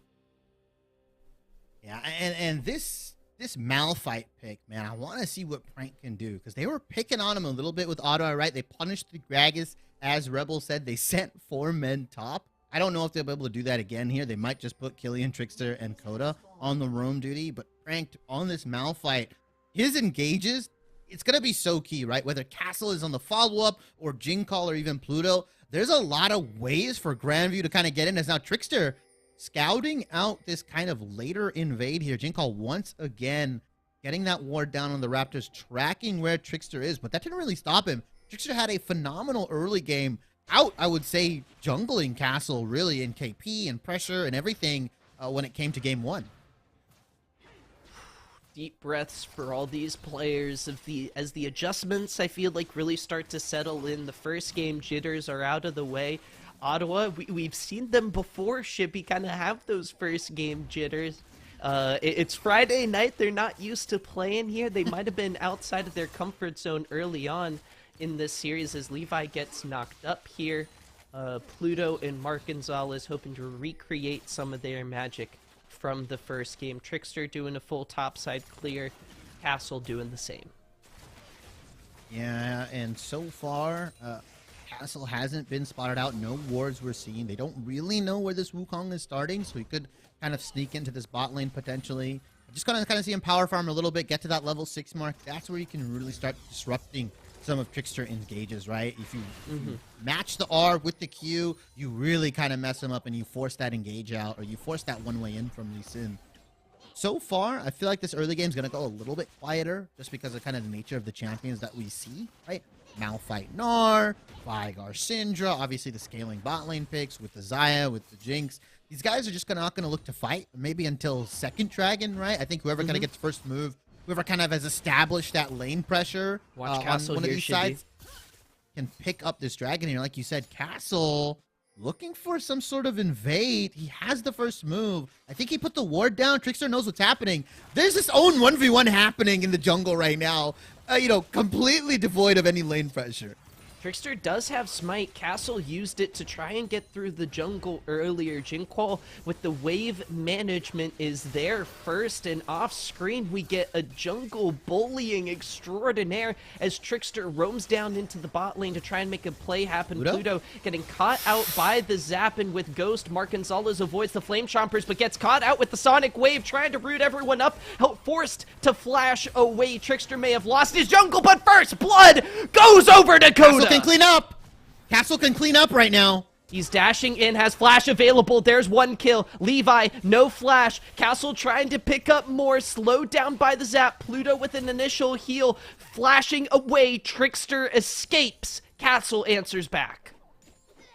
Castle gets it 1-for-1. The kill going on to Coda. First blood. Prank just clapping Nor right now. Misses the ground slam, Shibby. Boy, oh boy. We said it was going to be quiet, but maybe not this quiet. It's still MEC. Frank does get the Q. Killian will turn into Mega here, so he's going to get a little bit of that HP. I really thought Prank was going to go for the kill, but unfortunately just didn't have that little extra mana ready. But, the 1-for-1 trade, yeah, you get the first blood, but a kill onto Tahm Kench versus a kill onto the Wukong, if he gets kills early, Wukong just takes it over, as Killian is going to have to jump out here. It's kind of OP when Wukong gets these early kills, because he just starts ramping up with the double longsword, he comes out with a lot of burst, and he just starts hurting. Well, Trickster goes up into the top lane. I think he actually manages to double scuttle here as we get a replay, a beautiful setup here from Coda to help out Trickster, responding. Burns flash underneath the turret, takes a whole lot of damage, and then Castle flashing in here for the cleanup. A critical zap from Levi as he flashes away. Castle not enough move speed to catch up. As we get back into the action, deep breaths from these players. They're getting into it, and I know the pressure is on here for our Friday Night League matchup. Castle hasn't backed yet after that kill. Unless my eyes deceive me, both of these junglers not buying, not backing off with the assist and kill gold here. They're going to look to get a really big purchase once they come back onto the map and look to do some damage. As both teams 1-for-1. Gold is even. Riverside, though, we said he didn't roam, but he's got the cage ready to go. Oh, stunned up. Mark Gonzalez trying to avoid the damage. Levi getting so low here, and Levi goes down. Riverside answers back with a kill of his own. That Q hits 2 people, baby. And he picks up a kill himself. Mark Gonzalez is going to lose a lot of CS, but Levi is actually one down in farm pretty early on. The wave gets shoved in by Jinquil, and these are the map movements that Riverside time and time again has been willing to take, sacrifice his own lane, trying to move out around the map and make some plays happen. But this time, Shibby, I don't know if it necessarily plays off in his favor. I mean, that's really good from GVU, right? They send 3 down, you pick up the 1-for-1, you kill Levi in the process, so he can't get any turret plate gold. He misses some CS, and Jinquil, steadily but slowly, as now the river fight happens. Castle, he can W out.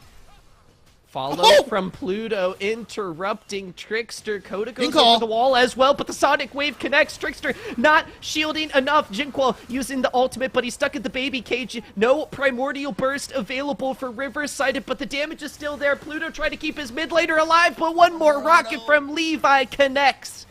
A very intense early game, as so much for these scaling matchup, Shibbies. The supports and junglers are looking for blood. Yeah, and an interesting flash coming out from Jinquil, right? Flashing on over the Raptor pit. I thought it would have flashed to his turret, or sorry, to the river, the bush down there, right? To cut vision near Raptors so that he couldn't get autoed, but instead kind of takes the long way around, gets walked down from both Levi and Coda. You saw Pluto try to peel, try to get as many members off of his mid laner here. So far, these teams have been trading blow for blow right now, with Ottawa 4 kills to 3, but if you look at the CS, Jinquil has a small lead. Mark Gonzalez having a 20 CS lead here, but oppositely Killian also has a small lead here. So it's the bread is buttered in different places for GVU and Ottawa. But I like how these two teams are just kind of trading back and forth and matching movement for movement. Whereas in game 1, Ottawa kind of controlled the early game. Right. GVU has now caught on to these schemes.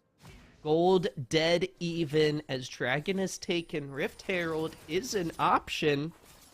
Up in the top lane, some Ottawa pings going down on the objective as Jinquil shoves in the wave. Mark Gonzalez pops Ghost. Coda starting to pick up on the player tendencies, predicts that movement from Mark Gonzalez, but a whole lot of damage coming out of the GVU ADC. He's got lethal tempo proc. He's firing one feather after another, but is going to be forced to back off here. Now maybe going to look to shove in this wave. Trickster still on the bottom side of the map, Shibby.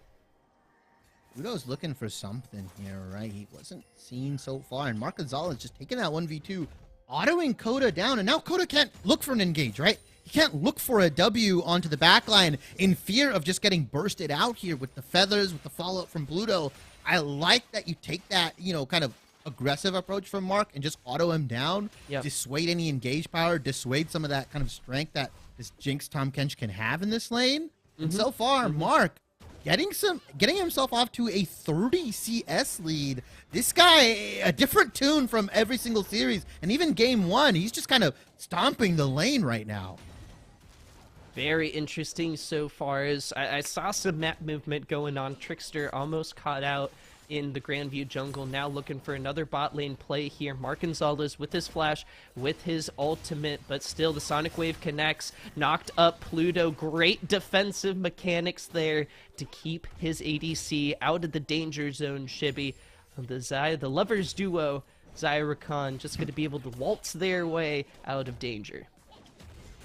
And we suspected whether Pluto would draw the Rakan ban, and he didn't. And now Ottawa kind of paying for it, right? I mean, he played the offensive, flank-heavy Rakan in game 1, but his peeling Rakan, the way he uses his abilities, is now Coda might be fried fish. CC double knockup comes through. The gray health not going to be enough to keep him alive. Mark Gonzalez picks up a kill. Now the wave getting shoved in. Rift Herald might get dropped down here for some additional gold. Mark Gonzalez having a dream early game here in the second match.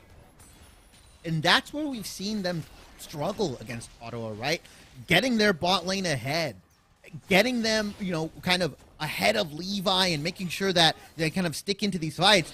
Mark Gonzalez has gotten the gold. He's gotten the kills. He's gotten so much attention drawn to him. And now... so much damage. Levi does have the double rocket potential. Featherstorm out. Rockets in. The Rockets red glare in the bot lane as Levi gets a double. Levi picking up 2 kills, getting Pluto low enough with the Super Mega Death Rocket, and chasing with the extended auto rockets here. We see Mark pick up the Gale Force, but 2 crucial kills going on to Levi. And just as I said, Mark getting ahead. He's getting the kills. He's getting the attention. The chase down from Levi and Trickster here. You look at that Death Rocket go, and that was the go button, right? Levi flashes in, knows his damage thresholds, knows what he can do with this Jinx, picks up a shutdown, picks up a double, and now we're back to even keel. He's gonna back and pick up his mythic plus a little bit extra. Shibby, while pride is the devil, greed is still one of the deadly sins here, and Grandview pay the price down bot. Levi, some much needed gold here is he's pretty much, well, not completing his mythic. I think feeling much more comfortable about this point in the game. Grandview, their gold lead has shrunk down, and I wonder if this matchup is, dare I say, cursed, Shibby. With the early lead comes the later downfall. Let's see how this one in match number 2 shakes out. The next dragon spawning in 45 seconds. It's like the boogeyman, right? Like, God forbid you get to an early lead because you'll just lose it if you're either GVU or Ottawa. But so far, these teams swinging even right now. They're only, what, 500 gold roughly between these guys? It's pretty crazy. This is as close as an early game as we've gotten from these two, as Pluto and Mark. Mark has the item advantage. I thought you would be able to get the mythic from Levi. Trickster is here for the 3v2, but we see Jinkall and Castle coming down. The gang is here, pranked as well. It's a 4v5. This time the scatter the weak connects Shippy into the Cyclone. Power has been unleashed. Now Mark Gonzalez with a solo kill of his own. Pluto comes in with the assist, and Grandview catches Ottawa unsuspecting the danger that awaited them. The burst coming out from Wukong Syndra, similar to the Lee Sin Syndra in game 1, but like you said, this time it connects. And Trickster was dead to rights the moment he got caught with the Scatter of the Weak. That dragon that they wanted, gone out the window. Ocean Dragon going over to GVU, and it looks like GVU is now being more proactive, using the power of this bot lane and this mid-jungle really effectively. Now Jinkall will have to flash out of the cage here, but first turret gold and plate going over to Mr. Mark Gonzalez. This guy, the richest man on the Rift, and was what? 500 gold has now ballooned to 3K. Meanwhile, up in the top lane, classic shenanigans. Shivy, as Pranked uses the Unstoppable Force, gets Killian to burn his flash. And now I wonder, honestly, at this point in the game, do we see some lane rotations? Potential pick here onto Castle. The flash kick into the baby cage. Gonna miss. Castle narrowly escapes. Trickster actually got pretty low off of that. As he's just going to back off. Dragon was previously secured in Grandview, up 3,000. I love Castle's patience on the ability usage, right? The flash, the W, right? Waiting until he sees everything that comes out from Trickster, right? The alley-oop into Riverside, and he flashes out of the cage, W's for distance, and he's able to get out scot-free. Pretty much losing his flash, but trading Tricksters, which is way more important when it comes to these mid to late game team fights. Trickster's gonna need that flash up so that he can kind of get the insects off, whereas Castle has the W, has the R, has a little bit more maneuverability when it comes into these fights, and has a lot more of this AoE CC style. So I like GVU. I like how they're playing right now, and they're being proactive. They're moving on the map. I think this is a pretty, unclear situation for Ottawa, right? They've always been on the forefront. They've always been kind of more active, and now they're kind of on the back foot, which might just be throwing them off as the red buff resets here. Just a little bit of trouble kiting. This is nothing peak. to see here, This guys. is peak. This is peak League of Legends competition, guys. I don't know what else would make you think otherwise. Is GVU, I think, going to be able to secure? They're going 2 for 2 on the Rift Heralds here. Mythic items coming online across the board. We got a quick peek at the gold differentials. Jinqual up 1,000. Mark Gonzalez up 1.5k of his old Gale Force coming in. Sonic Wave connects. No flash kick available as Rift Herald comes down, barreling into the mid lane. Grandview want to open the map wide open. And the 2 gold leads are on the carries that you want for GVU, right? The Syndra and the Xayah, right? You've got a tank in the top lane. You've got Castle in jungle looking to disrupt. You've got all the gold onto the right people. So now it's, like you said, up to GVU to execute. Can they win with this gold lead? Can they close the game out against a team like Ottawa, which in last series they had trouble doing? Right? Killian hit a massive engage on the same champion he's on today in this series, right? On the Gnar, and they just turn it around at that dragon. Grandview, they've been in this place before, but can they close it out? Can they take the dub 2-0? We've got a lot of League of Legends left to play, Mac, and I don't think it's over by a long shot. Yeah, almost 17 minutes in here, 16 and a half in. We've got a lot of scaling on the side of Ottawa. Riverside completing his Roa, getting those stacks coming through. Levi down a little bit, but has got the Mythic completed. And later on, I mean, we've seen this before from Ottawa, where Killian on the Gnar starts coming into these team fights. Trickster has a lot of potential picks coming through with the flash kick available. And I wonder how well is Grandview going to be able to execute this composition. I think compared to last game, I mean, you've got so much engage between the Malphite, between the Wukong coming in. Now Castle coming up into the top lane, looking to catch out Trickster. He's got a pretty decent lead on the Ottawa jungler. Now they're focusing down this outer turret. Shibby grouping up once more. We saw plenty of 5v5 fights last game. I wonder if GVU just going to continue taking and not give Ottawa that opportunity to team fight as well. I think one of the underrated aspects of GVU's composition, you mentioned the engage, but there's so many different ways, right? You could whiff a Wukong ultimate, or if you can whiff like a Pluto ultimate, right? The Rakan, you still have the Malphite coming in. You still have Scatter the Weak. You still have so many ways to kind of get into the fight that if you burn one of these engages just for like a kill here or a kill there, you've still got a way to team fight. And that's what I like about GVU's composition. They're not just committed to 1 or 2 champions that is going to hinge on their engage. They've got a multitude of tools to kind of win some skirmishes, win 5v5s. So they've got a lot of tools in their basket here. And I think GVU, with really good drafting and really good team fighting and moving around the map, as he takes the Gromp away, he's like, no, dude, this is mine. You're in my jungle, Trickster. Walk of shame down into his own river. Mark Gonzalez on the Xayah right now has a 2-level lead compared to Levi as the 3rd dragon of the game. I think is going to go over to Grandview with Castle and Mark down there, finishing off the objectives. Some turrets have started going the way of Ottawa as they pick up the bot and top outer, trying to claw their way back into this one. I think it'll take more than some outer turrets, though. We've got Coda finishing off the last mythic of the game. Some much needed protection for the upcoming fight.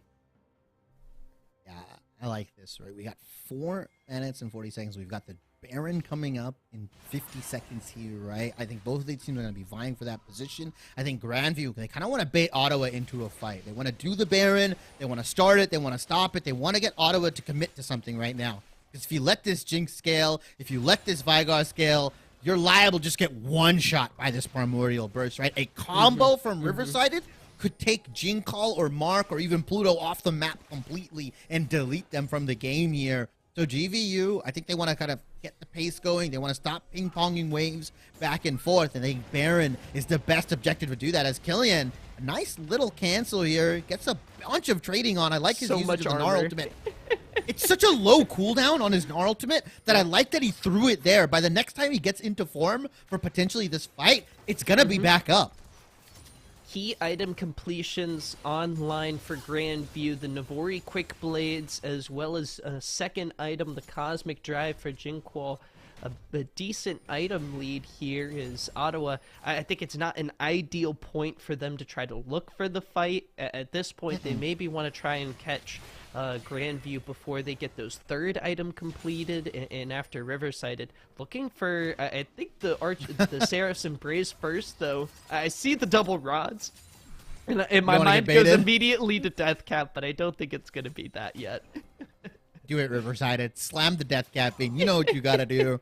You're down 1-0. You just need to burst somebody out. You hit them with that primordial burst, and it'll delete somebody here. I want to see this. They're trying to get to these item breakpoints before the second dragon and potentially this Baron that gets started up. I want to see GVU tease it. I want to see them just kind of start and stop it here. They've got the item lead. They've got that power in their carries here. They are in position to kind of start and stop. And if Ottawa, they mess up, they engage when they shouldn't need to, or somebody steps out of place, you've got Pranked with the trigger, you've got Castle with the trigger, you've got all your summoners and ultimates up here. You want to bait Ottawa into a fight so that then once you beat them, once you keep them out, once you kill somebody like Trickster or Riverside, then you can really take the Baron here. The fact that they're just trading waves back and forth while the objectives are up, I'm not the biggest fan of here, because, like you said, Riverside and Levi, they can get to those two items and really start doing some damage. Let's see, pretty much across the board for Grandview, their second items coming online. Look at the amount of armor that Pranked has. The Frozen Heart completed second. He hasn't been making a whole lot of noise in this match, but the Unstoppable Force is coming. The Dwayne "The Rock" Johnson is coming into these team fights. Is Mark Gonzalez shoving in the mid-wave, getting ready to go. So much damage from this Xayah to really burst down an objective like Baron, and I totally agree, Shibby, that Grandview have an opportunity here to potentially bait Ottawa into a team fight they aren't expecting because they're worried about the Baron taking potential.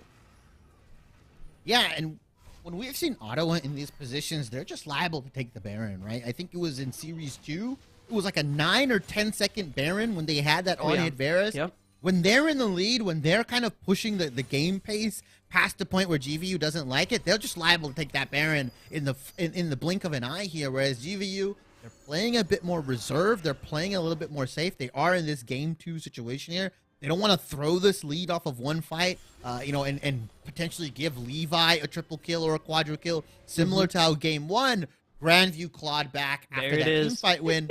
I think they don't want to see it, and there we go. He's got the cap on. Riverside slamming that Rabadoodles. He's going to be really, really strong here. So much ability power, trying to stack up, trying to burst out the vulnerable carries. In Ottawa, they realize, hey, it's not Soul Point. This isn't do or die. Jinquil going to try and position himself around the Baron to maintain some sort of zone of control. And with the way Ottawa's playing right now, Shibby, while it's uncharacteristic of what we've seen so far throughout the regular season of them, and especially the previous match, there's not a whole lot of out-muscling around these objectives going on, and it's Grandview with the plays, Grandview with the onus, Grandview with the pick! Killian gets caught out in his own jungle.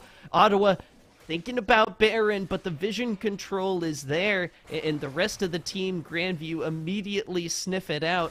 Dragon gonna be picked up by Castle. That's third Dragon. That's Infernal. We have an Infernal Soul on our hands here. It's gonna put him on that soul point for GVU. A nice pick onto Killian. Maybe 5 to 6 minutes of absolute back and forth. GVU, they wait like a fisherman, and they finally are able to kind of pull that reel in and kill Killian here.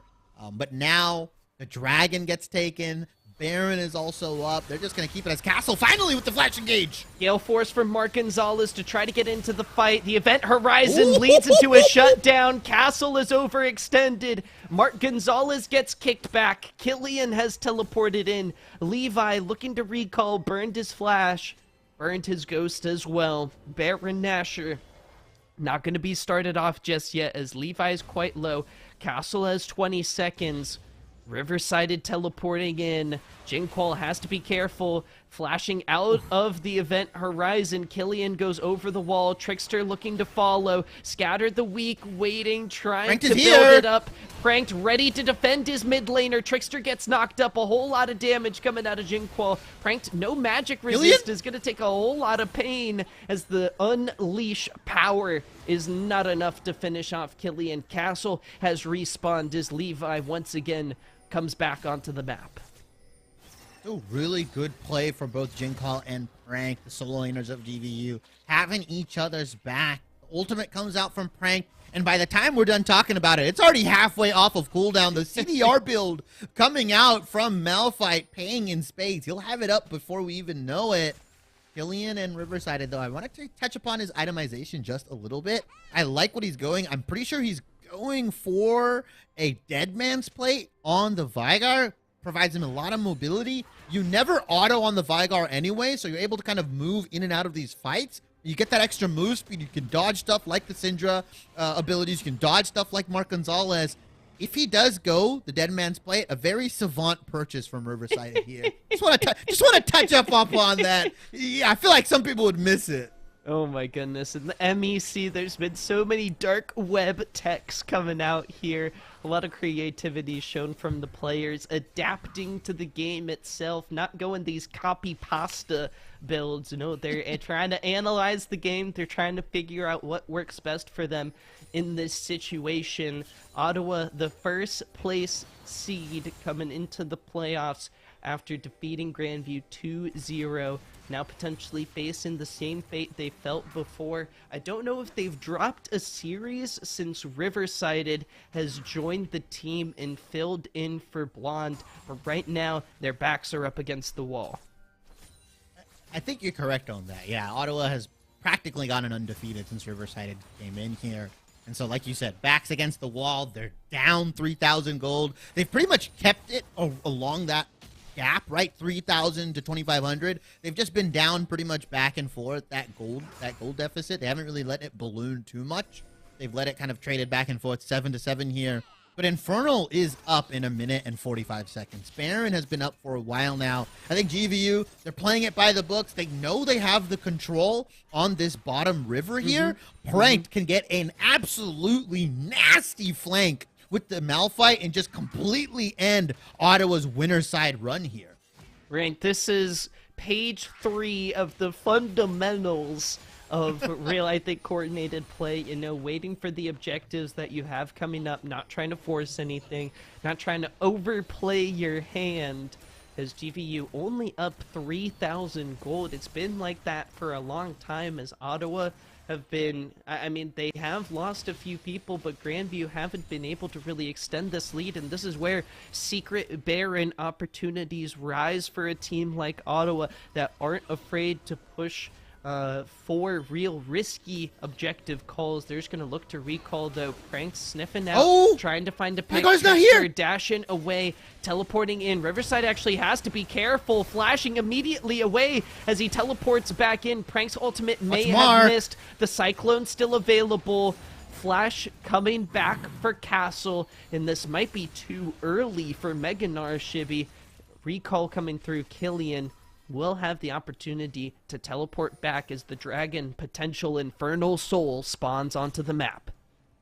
You take that every time if you're GVU, right? Prank takes Flash and Ultimate away from Riverside, right? Riverside has no Flash. Levi's Flash isn't going to be up. It might be up for this fight here, but the Ghost is still down. And look, you've got Castle with the Flash Engage. You've got Pluto with the Flash Engage. 5 because seconds. you committed one of your Engage tools, now you can just follow up on the next subsequent fight. And Ottawa has no Summoner spells to draw on, no mobility, and so they got to kind of take this fight a little dry. Grandview, this dragon should be theirs. Jinqual flashing away from Killian, using using the ultimate early on. Buckle up as the roller coaster Watch Pluto. begins. Killian's Meganar, can he save another game? Coming in, the Infernal Soul is stolen. Trickster takes it away, but who's gonna win the team fight? Shutdowns going all over the place as That might be game. Grandview wipe Ottawa off of the map and take what's theirs.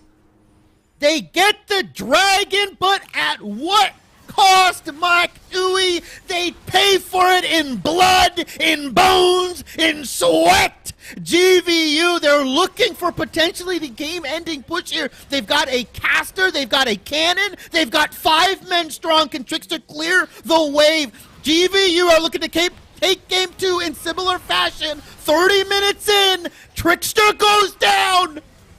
Here's the ace coming in for GVU as the Nexus is explode in yet another chapter in the GVU Ottawa rivalry ends in a 2-0 sweep. No game 3s allowed, Mac. No fun at all. The match was so hype, they cut my lights off. I'm sitting here in darkness, in sorrow, weeping that Ottawa gets 2-0 here. We don't get a game 3, but GVU just sweep them. Welcome to the grand finals once again. Grandview University trying to punch their ticket to the CLOL nationwide tourney, Shibby. What a match as they cleanly close out the series. Their team fighting prowess showing once again. They don't get the Infernal Soul, but they get the Nexus. Yeah, I'll take that trade every time. Where's the meme where it's like, you get the dragon, we get the Nexus? Mac, you're dressed up perfectly for that right now. Really, really good play from GVU. This is the GVU we were promised, right? Series 2 falling flat. Series 3 pretty close from these guys. Ottawa in game 1 took a massive early game lead, but GVU clawed their way back. And then GVU just firing on all cylinders. Mark got a bunch of turret plate gold, got a bunch of kill gold, just took over on this Zaya. But Pluto, these engages, these absolute maniac flanks with the Rakan were just crucial in these fights. My prediction gets thrown out the window because I went Ottawa Illini in the grand finals. GVU was like, Shivy, you're smoking too much opium. You're on whatever. I don't know what you're on here. They play spoiler. We see GVU once again punching their way to the grand finals, and Ottawa going down to that loser's bracket will have to face the winner of Illinois or Illini here. Mac, we're in for some spice. This is just the beginning of championship week. Oh my goodness, Shivy. Already, I'm getting too hypey. We gotta chill back. We got more MEC action coming Saturday and Sunday. But for now, we're gonna hop into a quick break. Afterwards, we're gonna hear from our analyst desk once more and then a post-game interview coming to you guys soon. Don't click out of that browser. We'll be back with more MEC content coming to you soon.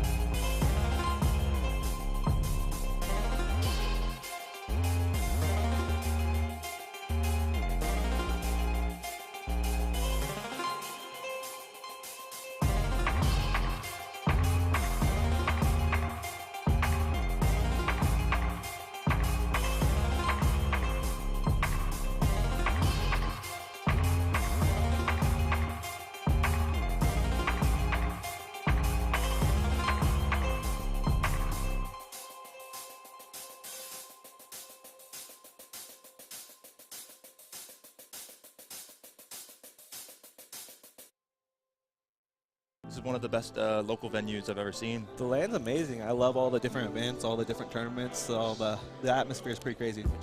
He's on the inside of him. He slides through, and they're just going to do a ring around the Rosie. He spots him at the last second. Oh my gosh, he does it, the 1v3. me? Marshall, 1v3 there. I actually enjoying my time, and it's good. Hopefully you guys will host more. Dude, y'all have other games playing. Y'all had a 2K tournament yesterday playing. We could play on the side. Like, it's a great venue over here for sure.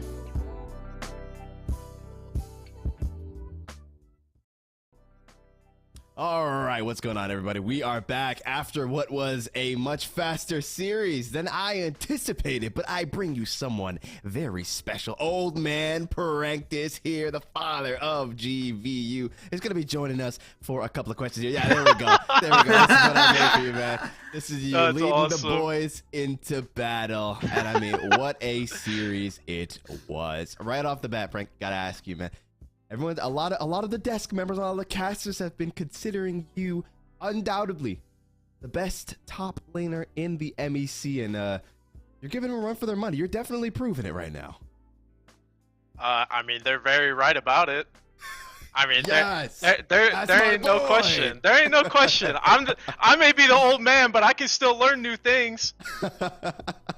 Speaking on that, actually, you did learn some new things inside this series in general. I was less like, all right, we're going into game. I was like, we're going to have Gwen, Jats. These are going to be picks that we'll see from Prey. Bro, you picked Tank, like you did Radovage's Gragas game 1, and then you did Malphite? Like, what's going on, Prey? Is this a resurgence? You're picking up new tricks all of a sudden? We did some cooking in the lab after last series. You know, I personally, I didn't play that well last series. I kind of ran it. I have better expectations for myself. I just ran it down, and you know, I apologize to my team for it. Hey, that's my bad, guys. But this time we did some cooking in the lab afterwards, and I mean, hey, you saw the result. Yeah, they let this man cook, and he delivered us a 5-star Michelin meal. He sprinkled a little spice on it. But I gotta ask, Frank, game number 1. It was kind of looking like it might not be going that way at the start there. You had the disrespectful 4-man dive coming up top. Were you a little bit worried that things weren't going to go your way, possibly? I mean, a part of me is worried, but then I realized that we're against Ottawa, and I'm not that scared. So, I mean, it's really, like, not a big deal. I'm used to getting 4-manned at this point. Trickster ganked me, like, 7 times. Not a single one worked. Like, I'm laughing in comms. It was great. I don't know, man. There was that one time where the Rise room warped up there, and I was just like, "Oh, poor Prey." Yeah. I mean, it's just another day on the job for me. It comes with the role. It comes with the territory. All right. I gotta ask now because I have a theory, and I need to get insight from a player that's inside of this theory. Right? You guys. Every single time inside of the 2023 season so far, you guys are going against each other. Game number 1 is y'all's like big game. Is there a reason why that game 1 feels like it's cursed for the team that's ahead to lose? Or is there some sort of logic? Do you guys have any jinxes that are going along or superstitions? I would say it's like we're literally just warming up. Like you saw game 2. I mean, game 2 kind of had a rocky start, but you know, we felt we were in the driver's seat the whole time the second game. I think, you know, we just got to get warmed up, and I mean, hey, we'll just start running them down. All right. Well, I mean, you definitely did them a little bit dirty. I'm not gonna lie, especially game 2 was looking pretty good.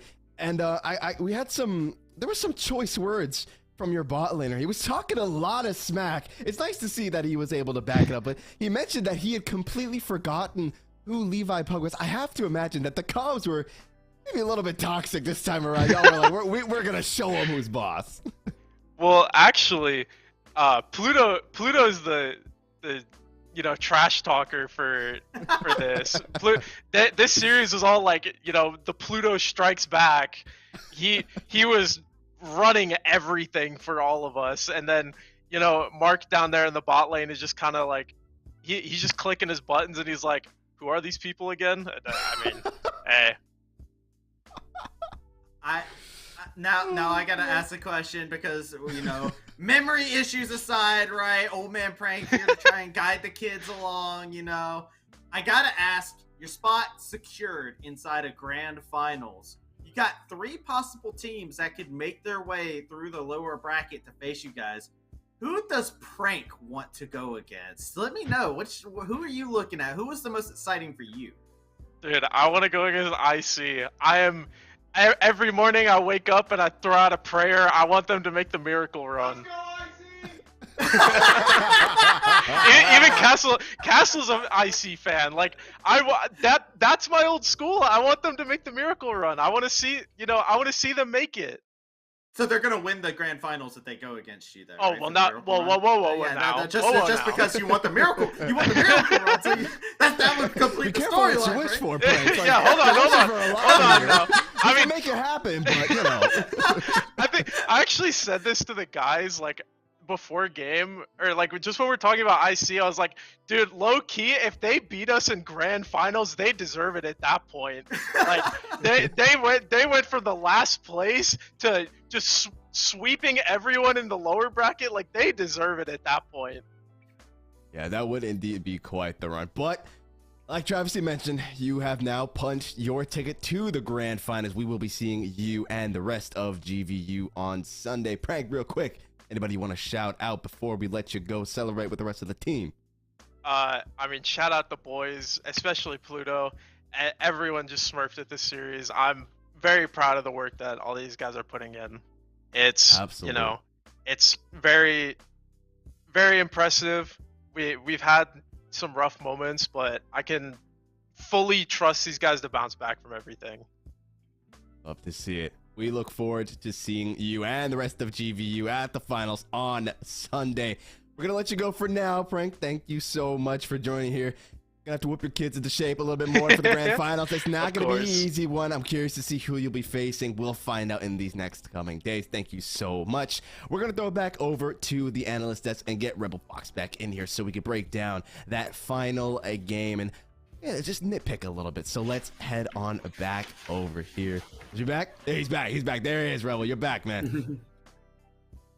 Yeah. Yeah, I missed you guys too. I mean, I wasn't too far gone. I mean, you guys had Prank there, which is a much better addition to the desk than I'm ever gonna have. So it was really good. I don't. GVU had a hell of a day, honestly. The fact that they're coming in out confident, really effectively in these couple of games. They came out with strategies that I think are really befitting them. Their compositions were designed much better around team fighting. I really do think that they're coming online into playoffs in really fantastic fashion. And it's nice to see them peaking at the right moment, right? Like they could have kept forcing their moves, trying to make sure that they were winning all throughout the season, never dropping a game, whatever that might be. It doesn't matter, right? Like GVU is going to come in clutch. They're going to come in at the end of the season. And now they've locked themselves a position where they're at the potential for number one. At minimum, the MEC is only allowed to potentially send up to 2 teams for anybody who doesn't know how, at least how it's worked in the past. I've heard some ramblings about ways that this works otherwise, but until we are noted otherwise, the number 1 team will get an automatic stop. The only other team that can make it is the number 2 team to be voted in, which means that if you're not in the top 2, you are not able to go to top 32 for college playoffs in general. You can't be voted in at all. So GVU's locked their spot to at least be voted in, and I think it would be really hard pressed for anybody to not find a spot for them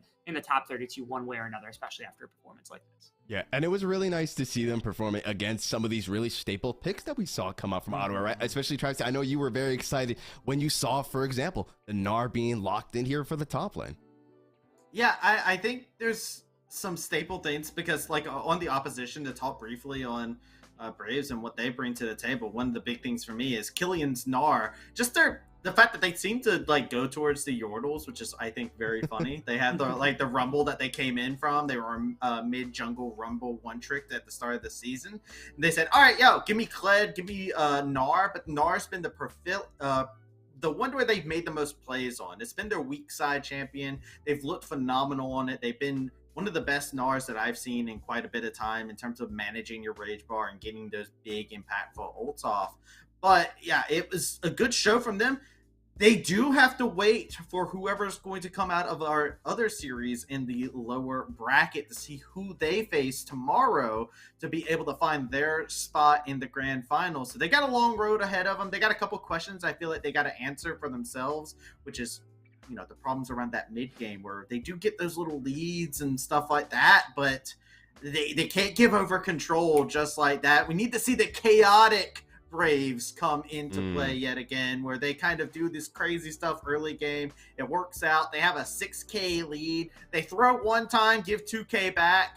And you can even see here inside the replay, you can see exactly how things started playing off inside of the game here in game number 2. And see Coda setting up things, just a little bit of action between these junglers. As a quick note, I mean, the thing is that like this game was so much worse at the beginning of the game. I know Ottawa is actually going to come out top, I believe, at the beginning of this one where they're going to be able to grab a kill. But reminder that like this is not the setup that we would be expecting. Like we need them to get off to an early lead. GVU is supposed to be the slow team to start things off, and they just simply were not. This is that first play that kind of came out in the game. They were able to get that pick against Nightstar here, which was really, really good. Although it went on to Coda, and it was traded back pretty quickly by Wukong coming in. And I think our casters had talked about it a little bit. Yes, you get first blood on Dakota, but the trade-off is that Castle gets to kind of wreck some things. In fact, if he had picked up Levi Plug, the early game might have just been dead here from the side of GVU, and that continued to snowball in the early game. They were just even in gold walking into like 10-15 minutes, and you cannot do that against GVU. You have to have an advantage. You have to have some sort of late game mechanic to work on,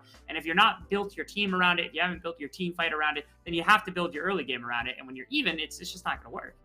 Yeah, it was nice to see Castle as well coming in to actually secure these kinds of things, because it's when you are one of those teams that takes a while to get online, it always begs the question, right? If you go up against a team that likes to punish you early on, and here you can see it again, right? Trickster does grab one, but then they're able to do a great job of getting the refrag here. The flash comes out, obviously, from Jingle, but he's not quite able to get out. Does he actually get out? I don't remember. I don't think he does. Yeah, the rocket does still land, but it really begs the question, right? When you're one of these teams that likes to get things started further down the line, if you go up against a team that knows that's kind of your weakness right this early to mid game, if they can punish you, it gets rough to try and take it back. Granted, GVU was able to do exactly that, especially in game 1, so that's really nice to see. But grand finals, not something that you want to kind of flip it on. I feel like it's gonna get a lot harder. And to follow up on that too, GVU is evolving pretty rapidly, I feel like, because actually inside of game number 2, we got to see it in the very first replay, and then we're seeing it a little bit more as the series was evolving. Jingle moving around the map a little bit. We actually see them like trying to set up these little death brush strategies with Castle. I want to see more of that. If GVU's evolving in that direction, that's a critical weakness that I've been critical about, and we saw inside this series they were starting to move Jingle around a little bit more. Not too often. It's not like going into a side lane or anything like that. But those little cheeky strats, those will get some big dividends, and they're payoff big if they're looking at the grand finals. It would be really nice to see also a bit of prep from GVU that doesn't look like it was from 2 patches ago. Their compositions were not super crazy today. We were talking about that in the pregame, and I know we aren't on for all the time. Like, they were not the most inspired compositions in the entire world. I do not think that Zaya Rakan is weak. I do not think that Syndra is a weak champion right now. I do not think that Lee Sin or Wukong are weak champions right now. But there are champions that are modern on the patch. And if you are walking into finals, you have to have something interesting. If you're walking into top 32 and top 16, you have to do more. Like, teams will bust out a Kai'Sa mid lane on you, and they will sucker punch you in the round of 32 if you end up making it there, right? Like we saw that last year. It happens. We saw the Kale that got to round 16 with 4 other damage champions on the team. Like, you cannot play basic compositions and hope to beat every single team in the round of 32 if you want to make it into top 8 if you GVU. I want to see that creativeness, right? Malphite was the craziest champion they picked all day. That's not enough. Like, give me more spice. Keep the team fighting going. I like that. I like the earlier game stuff like you were pointing to where it's like, okay, Jingle's moving a little bit. You're getting some more activity out of Castle. I like those types of things. Get more spice in there. Then GVU is looking like a team that's going to be making a push. Absolutely. Hey, promising showing. I think we can all agree coming out from GVU here tonight as they have locked themselves in for the grand finals that is going to be this Sunday. But it's not all over for Ottawa just yet. They are going to be sent down into the lower bracket, and tomorrow at 1 p.m. CST, you can see here by the graph, we're going to be seeing Illinois Esports as well as Illinois College going head-to-head here in order to move on into the lower finals, and then the winner of that is going to move on up to the grand finals. So Ottawa's definitely going to be gunning, looking to take another shot at GVU, restore their name. Well, I'm sure that Illinois Esports as well as Illinois College are going to be doing exactly that. And boys, I got to ask you, Travis, I'm going to go first with you. Who do you think's making it to the lower finals out of Illinois Esports and Illinois College? I'm going to make you call it right here. What do you think? Wow. Oh, I don't even have time to prep on this one. Nope. Wow. choose not to be seen as a villain because to oppose this team is to be seen as a villain. So I'm going to say Illinois College because I want to be a hero. And if I do have to die on my sword, I will die as a hero by choosing them. But no, they have a really good story. I do think that if they do win, it's going to be a very long series because their game time has been the longest average game time, I think, out of any time in the MEC. So, hey, we're in for a long haul with them if they're going to be picking up the dubs. And you know what? I'm here for it. Absolutely. What do you think, Rebel? I gotta go with Illini, man. It would feel like such a disservice to how good that Illini played all season. Think about it, they took a series off of GVU. Yes, they lost both games to Ottawa, but they were one series out from potentially pushing GVU into that second place instead of or pushing them into third place instead of second place. Like, Illini had such a good split. It would suck. I'm not saying that IC winning would not be like an awesome little story, a little bit of a Cinderella match and a potential run to the finals. But like, Illini feel like they played so well all splits, so to see them lose in this position would actually be a tragedy, and I think it's just a disservice to how well that they potentially played. So it also, to me, I think that they're going to give a better matchup to Ottawa, and I think Ottawa needs to be kept on their toes if they want to really have a chance at going into that finals. If they end up winning that position to get into the finals, they need to be pushed to the edge of what they're able to be capable of. We know that Ottawa's much better with their backs against the wall, so that's what I want to see. I think Illini gives them a better match in that end. Well, go ahead. I was gonna say real quick. Last season, I was just gonna say I want to see more Lone Force Coda going back and forth. That was really entertaining in the last week. I don't know if you got the chance to see that. That was great. So I want to see more of that. And also, last season we had Purdue Northwest make that crazy run that broke a couple teams' hearts, and that was Ottawa Braves who actually got their hearts broken last season. So I who knows? Maybe it's more MEC. Maybe more heartbreaks are in the future. Definitely so. Well, I mean, both of you have been projecting that we're going to be getting a lot of games. I'm hoping for a lot of best of threes here. A little bit surprised that today ended so incredibly quickly, but here we are. It's not over for any one of the teams that went out just yet. Fortunately, tomorrow, two great teams. It's a lot of reasons to root for either one of them, but only one is going to be able to keep on moving forward. Join us then at 1 p.m. CST as we see who makes it forward into the lower brackets. However, that's going to be it from us here tonight. So firstly, Travesty, Rebel Fox, thank you so much for joining me here tonight. I'm going to have you two lovely gentlemen on the desk tomorrow as well. I believe for the first game, I think we're going to say goodbye to Travesty because you're actually going to go into the caster booth for the second game on that day. But regardless, it's going to be a great time. Thank all of you so much for watching. We hope that you guys enjoyed it. And we are going to go ahead and real quick, shout out the GOATs, AVDG. If you didn't know, AVDG is a leading nationwide commercial and residential smart system integrator spanning from coast to coast. AVDG is able to meticulously design and engineer systems, provide expert technologies, design services, professional installation, and world-class service across the U.S. Through distinctive designs, AVDG pioneers technology to empower end users to operate systems effortlessly, improve connectivity, and position their investments for maximum long-term success. AVDG maintains and secures the success of their technologies through their extensive Simplicity Service division that works continuously to monitor, adjust, and prevent system errors. Big shout out to them for sponsoring this stream. We'll see all of you guys tomorrow. Hope you're looking forward to it as much as we are here. Good night. We'll see you guys then. Take it easy. Thank you, AVD. Thank you, AVDG. So let's get some thank you AVDGs in the chat. Thank you, Mr. AVDG. Thank you so much to AVDG. Thank you, AVDG. Let me see those thank you, AVDGs.